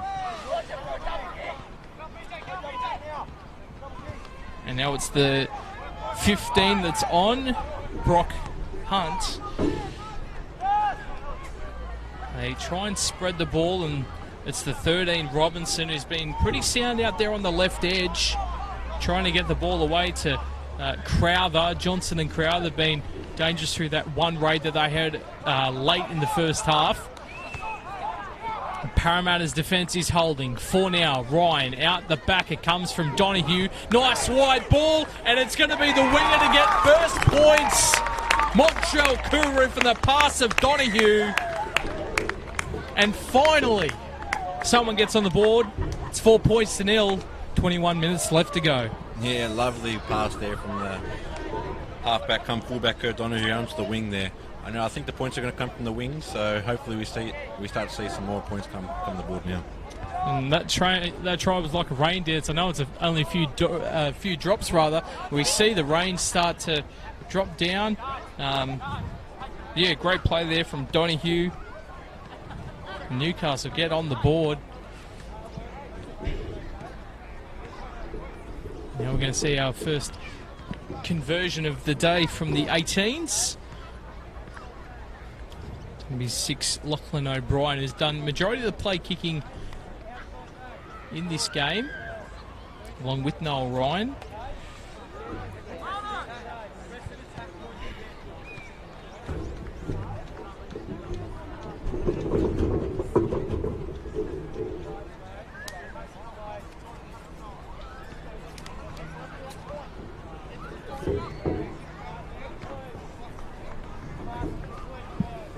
So the right-footed O'Brien, about 28 metres out, right on the touchline closest to the broadcast. Right foot strikes it. It's just short by a few metres, so 4 points to nil. But Newcastle on the board, and they have something to defend, and Parramatta have something to chase down. Yeah, it's up to Parramatta now to see if they can hit back. They're going to put in a big defensive set here against Newcastle, who are definitely starting to improve. So we'll see what they can do here. Some cricket in the background to the left of us, local sport being played, and Parramatta. And they chase down the 4 points being set for them. A nice kick, but it's equally well taken there by the winger from the Knights. I believe it was the try scorer, Kuru, who takes the catch. Trying to keep the ball off the boundary rope there, Kuru. But Newcastle work at centre field. And it's the dummy half. And we'll see a penalty here, so Zach Miller forcing the Parramatta markers to be offside.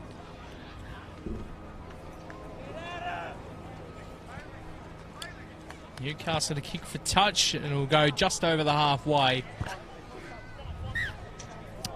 As the rain spits down here at Macready Park. So the tap restart from the 12. It'll be James Johnson, and a heavy collision. Seemed to miss that.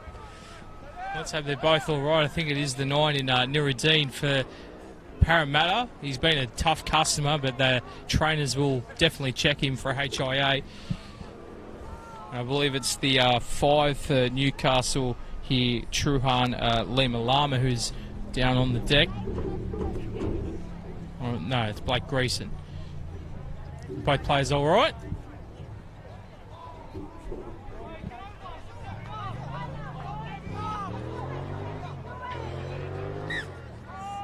And both players safe to their feet and ready to continue to go as Hunt takes it over the 30, the black headgear.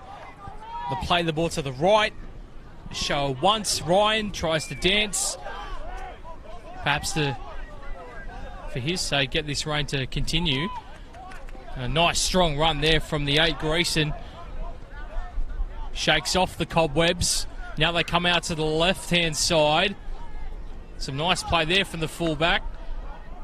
Newcastle have made an error, or is it they're going to... They've called it Parramatta's error. Hand to the play there from Parramatta. Newcastle, another opportunity. How'd you see that one, Matty? Yeah, trying to go through the wings again. It was the right idea, but unfortunately just didn't pull it off, and a good opportunity goes wasted.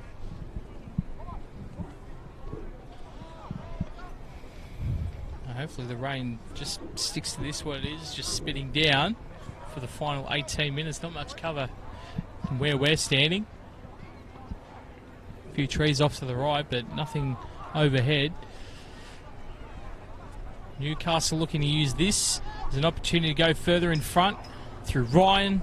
Now it comes for Donahue, trying to use his footwork and his strength. He gets an offload away, and they're going to call play on, and he's gotten over the line.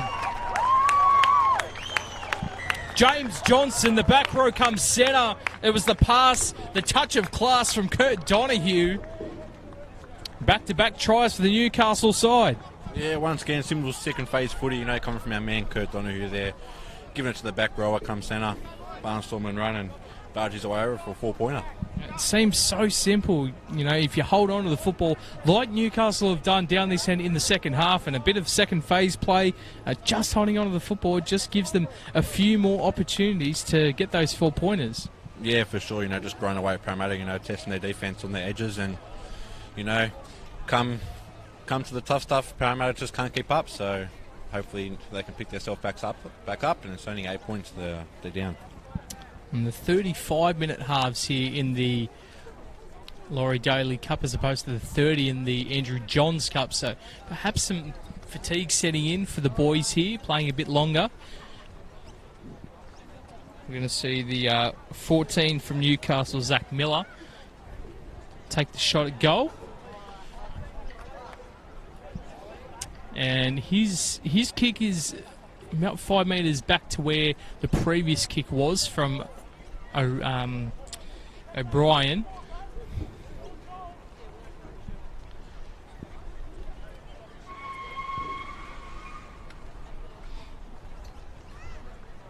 But a bit further back, about a metre in. Looking to go towards the right-hand side, but just away to the left. Couldn't come back in enough.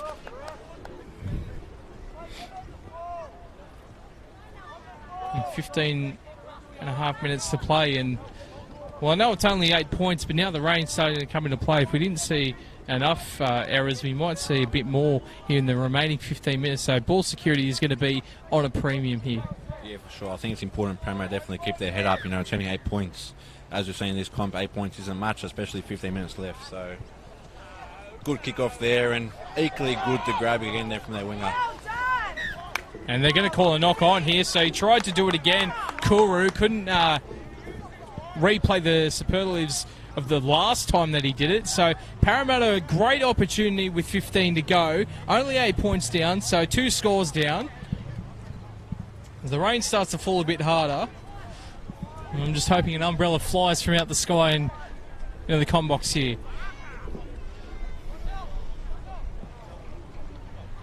But nonetheless, Parramatta looking to score their first points of the afternoon.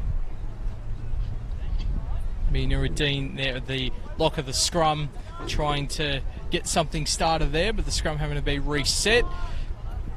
Boys do pack the scrum, and Nuruddin now out for Lloyd.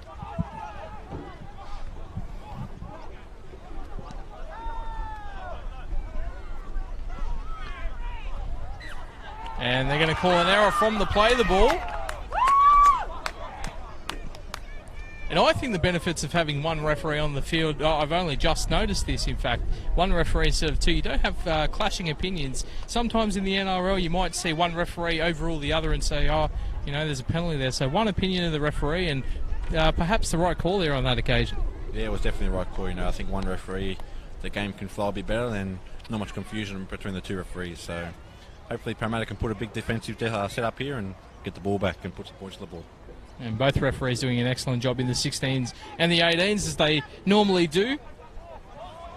What a split decision making that they have to make, and they're right on the ball. Their fitness is up to par.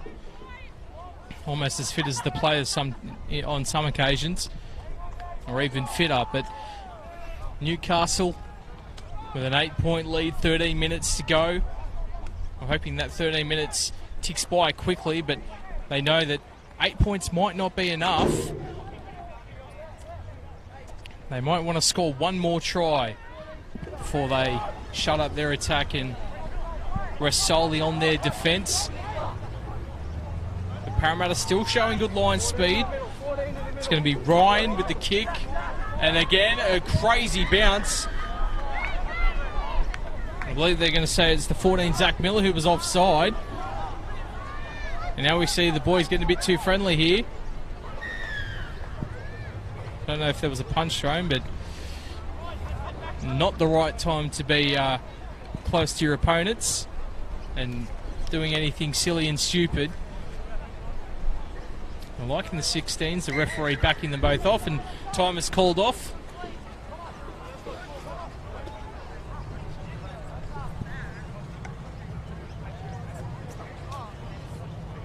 I'm calling both the captains over. You've only got 12 minutes left. You don't want anything stupid to happen, especially, you know, in Newcastle's case at the moment. If they go on and win next week and this week, could be playing finals. You don't want to miss out on those important games. Yeah, for sure. I think as we saw in the 16s game, you know, testosterone's flying high in both teams, and you know, trying to be the bigger man. But hopefully they cut it out and we just play along some footy. We'll see the resumption of play. Penalty to the Parramatta Eels. A kick here from Grimer out into touch. And a really good kick there to the 40. So what can Parramatta do? And,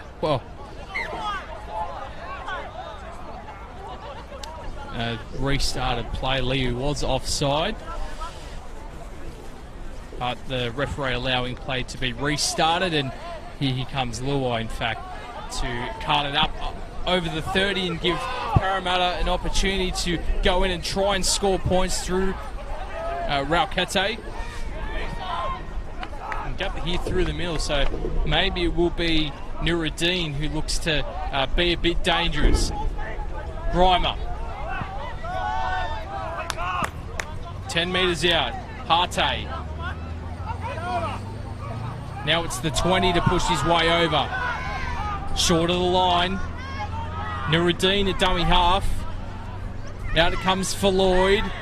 Now a good pass there, and it could be in the corner. Braithen Vaughan Aspen. Some nice passing towards the winger, and a man that wasn't in the starting side. He's come onto the right wing, and he's had a half-decent game, but he's got 4 points, and he's got his side back into this contest.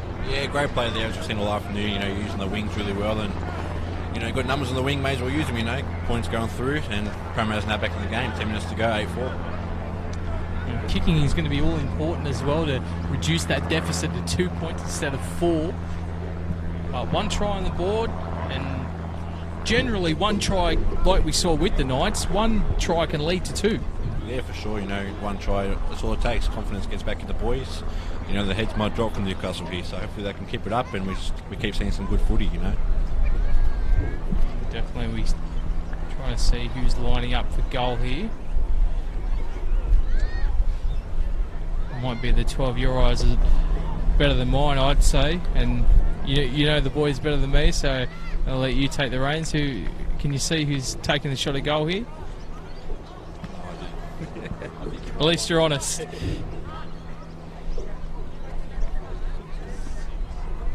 Yeah, Drew Lloyd. Great staff here at Country Rugby League and Bar TV helping us all out as Lloyd takes the shot and just away to the right hand side. So 4 points the difference. One try locks us up. God forbid we have 3 draws in as many weeks, at least for these two teams that are looking for the dub, the win, whatever you want to call it, the 2 points. But it could give us a nail-biting finish inside the final 10. 4 points the difference here between the Newcastle development squad and the Parramatta Eels here in the Under-18s Laurie Daley Cup. Skying kick, taken well, and a hard run here. And Parramatta look to break through, and they do. And now an offload, and Parramatta right on the attack. A great return off the kick. It ends up in the hands of Connor Griffiths. And now the 14, Stewart works it away. But a great run, I believe it was the 8, Vaikai. Now here comes the skipper, Mazzamo. It was off the back fence. So now this game has really turned. They're down by 4, but they look like they're up by 26. Nice ball. Luai, it's forward. And all of that comes undone. They run 90 metres down the other end of the field. And an error. It just changes, it slows down the momentum. Yeah, for sure. As you said, 4 points can quickly turn to 8, and almost did there. Great run there from the forward off the kickoff, and get the boys going, and hopefully they can back up now with some good defence. It's so funny how the pendulum can swing. It was in the favour of the Knights, 4 points. It goes back towards the middle, or slightly more towards Parramatta. And after that break, you thought Parramatta was in the lead by 26, but a loss of the football, and it's back to square one for Parramatta as we see a player down, tended by a trainer. Time off, 8 minutes to go. Rain still falling here at Macready Park. And thankfully enough, I don't think it's as humid as it once was earlier in the morning, mate. Yeah, for sure. The weather's definitely dropped down a bit. Getting a bit cold. The rain hitting your back, it's not good to see, Yeah, well, thankfully you got a jacket. I don't have the same luxury.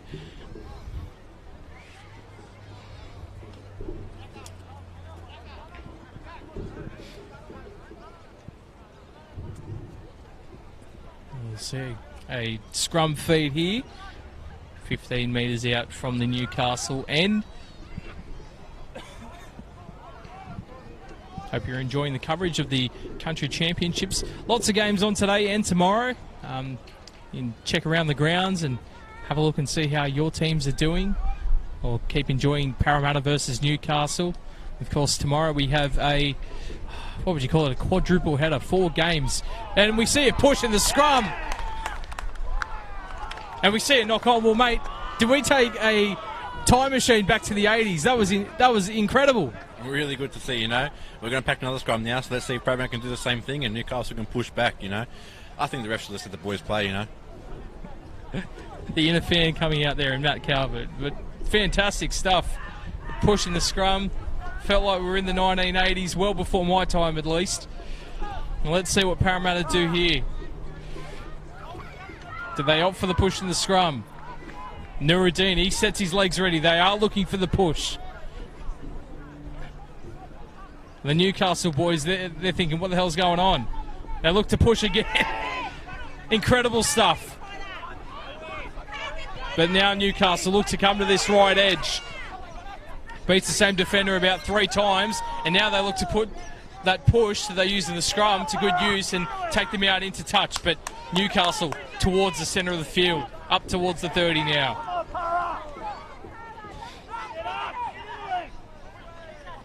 Like I was saying before coverage, for tomorrow's games at Parks Pioneer Oval start at 10:15 in the morning. We have the Monaro Colts and the Western Rams in the under-16s, followed by the 18s in the Laurie Daley Cup, the women's tackle and the 23s to finish off the day. As Noah Ryan inside the 40, and it's close towards the touchline, so he's going to have to get on his bike here, the fullback Harte. He does, and he looks like he has a lot of speed, gets back towards the centre of the park. And now, late in the game, the forwards, they'll be tired. These outside backs, they're going to have to come through and help. Is Braithen Vaughan Aspen. The Newcastle Knights line set pretty hard. Here's Mazzamo.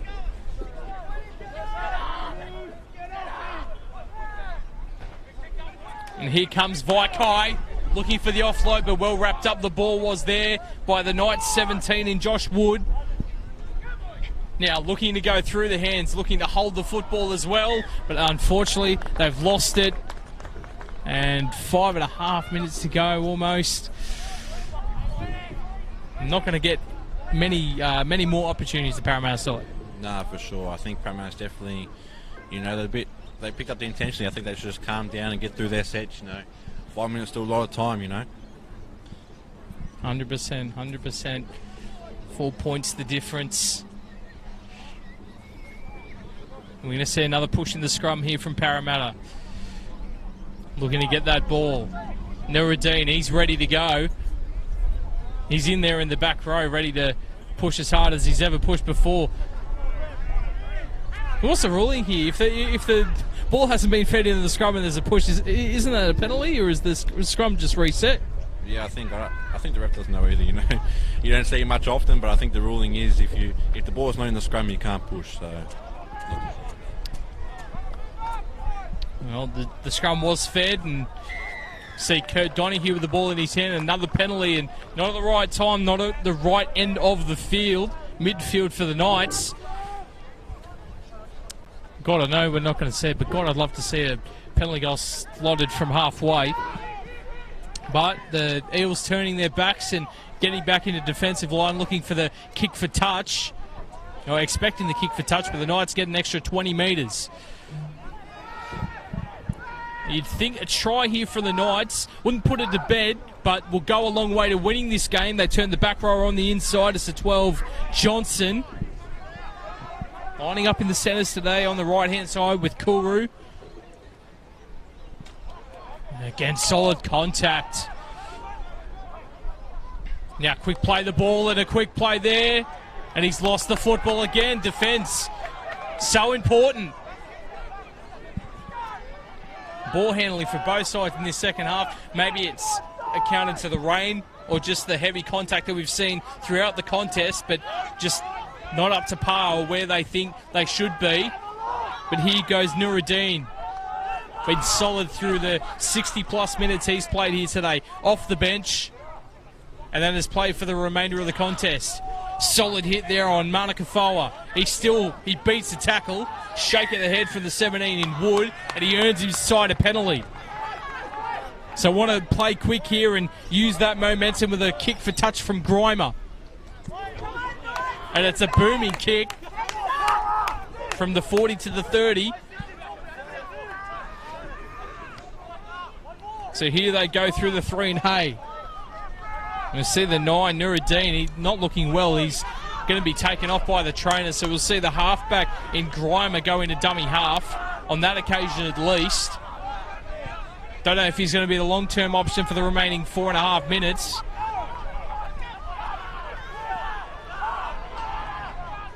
Numerous numbers out to the right-hand side if they want to go that side, Parramatta. But they're going to go and try and get over the line himself, the dummy half. Looks to play smart. Offload. They've still got numbers. Here's Manakafoa with some footwork. Fancy. Now for Grimer. Grimer the ball to the 8. And now hands. Almost intercepted. Parramatta will get another set of 6. Trying to throw it back onto the inside. Can they score? Great defence, Newcastle. Great defence, Newcastle. Now touch from the 3, a knock on, and Newcastle's ball with 2 minutes to go. They had all the possession down this end of the field, now needing to force an error. And the Knights, they're so condensed you can throw a handkerchief over them. They look to spread the ball. They're going to need a good kick from one of the halves, O'Brien or Ryan. Here's Neen. And now a lost ball. Here's Manakafoa. And we'll call a double knock on, I believe. So it will still be Parramatta's football, or it should be. Double knock on, minute to play. It all comes down to this.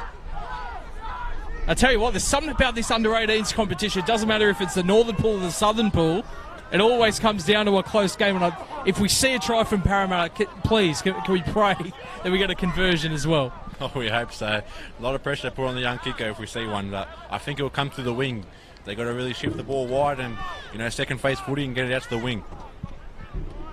Now the time being blown off here. 47 seconds to go. Low scoring contest here in the Northern Pool Laurie Daley Cup action. Parramatta versus Newcastle. All can change with one play. Both teams looking for a win. Don't want the draw. They want the win. The 2 points to put them closer to playing semi-finals action here in the Northern Pool. But you're going to be looking for the 14 in Stewart and the 18 in Vaughan Aspen. Those are the two danger men. So the scrum is fed. Cross to the 3 in Hay. What have they got for the final 40 seconds? What have Newcastle got in their defence? They short ball, and what a barnstorming run it is from Luai. But the ball has been lost. And Newcastle, well, they'll look to win this game 8 points to 4. One of those just ugly sort of grinding tug-of-war games. But Newcastle, they came best prepared on a very changed lineup. Changes all over the park. They get the job done here today. This being the final play, the siren will sound. And it's all over here from McCready Park in Guildford. The Newcastle development squad just getting over the stripe, 8 points to 4 against the Parramatta side, who both teams fought hard in defence and attack. Some not getting off, but boy, it's good to see some rugby league. Yeah, what a fantastic game that was. Definitely got us on the edge of our seats in the final minutes. Newcastle lucky enough to come out with the win. I think the physicality there was better than Parramatta, and unfortunately Parramatta go back with 0 points again. Well, not looking at the ladder, but if Newcastle, they have enough points to sort of get into the semi-finals or at least make a push with a game against Central Coast next week, do you think that they can upset the Central Coast and possibly go on with guys like Kurt Donahue in their side? Yeah, as we've seen many times in this country comp, it doesn't take much to turn it around. Just whatever team shows up on the day, whoever has more heart and more ticker, they're going to come away with the win, and it should be definitely exciting back into the season now. And that's been fantastic to bring you the coverage of the under-16s and under-18s, both Andrew Johns and Laurie Daley Cup. We see Parramatta winning the Andrew Johns Cup and looking forward to push for the Northern Pool finals. And in this game, the under-18s, we see Newcastle up over the Parramatta Eels in a low-scoring 8 points to 4 contest. But it's been an absolute pleasure, mate, to call alongside you. Been a mate of mine for a couple of years now, and it'd be great to get you down. You were part of the Parramatta boys last year, so great to see you inside and a few of the boys as well. Yeah, thanks for the opportunity. A bit nervous coming in first commentary game, but it was good to commentate alongside yourself. Looked up to you in the commentating for the past few years, and 2 great games of football. And you people at home should be watch tomorrow and see the man himself back in action with 4 games at Parks. It's not about me, it's about the players, the Monaro Colts and the Western Rams. You're referring to the games at Pioneer Oval in Parks. Great day of actions, the 16s, 18s, 23s and the women's. But from Matt Calvert and James Robertson here at McCready Park in Guildford, it's goodbye until tomorrow from Parks, Pioneer Oval.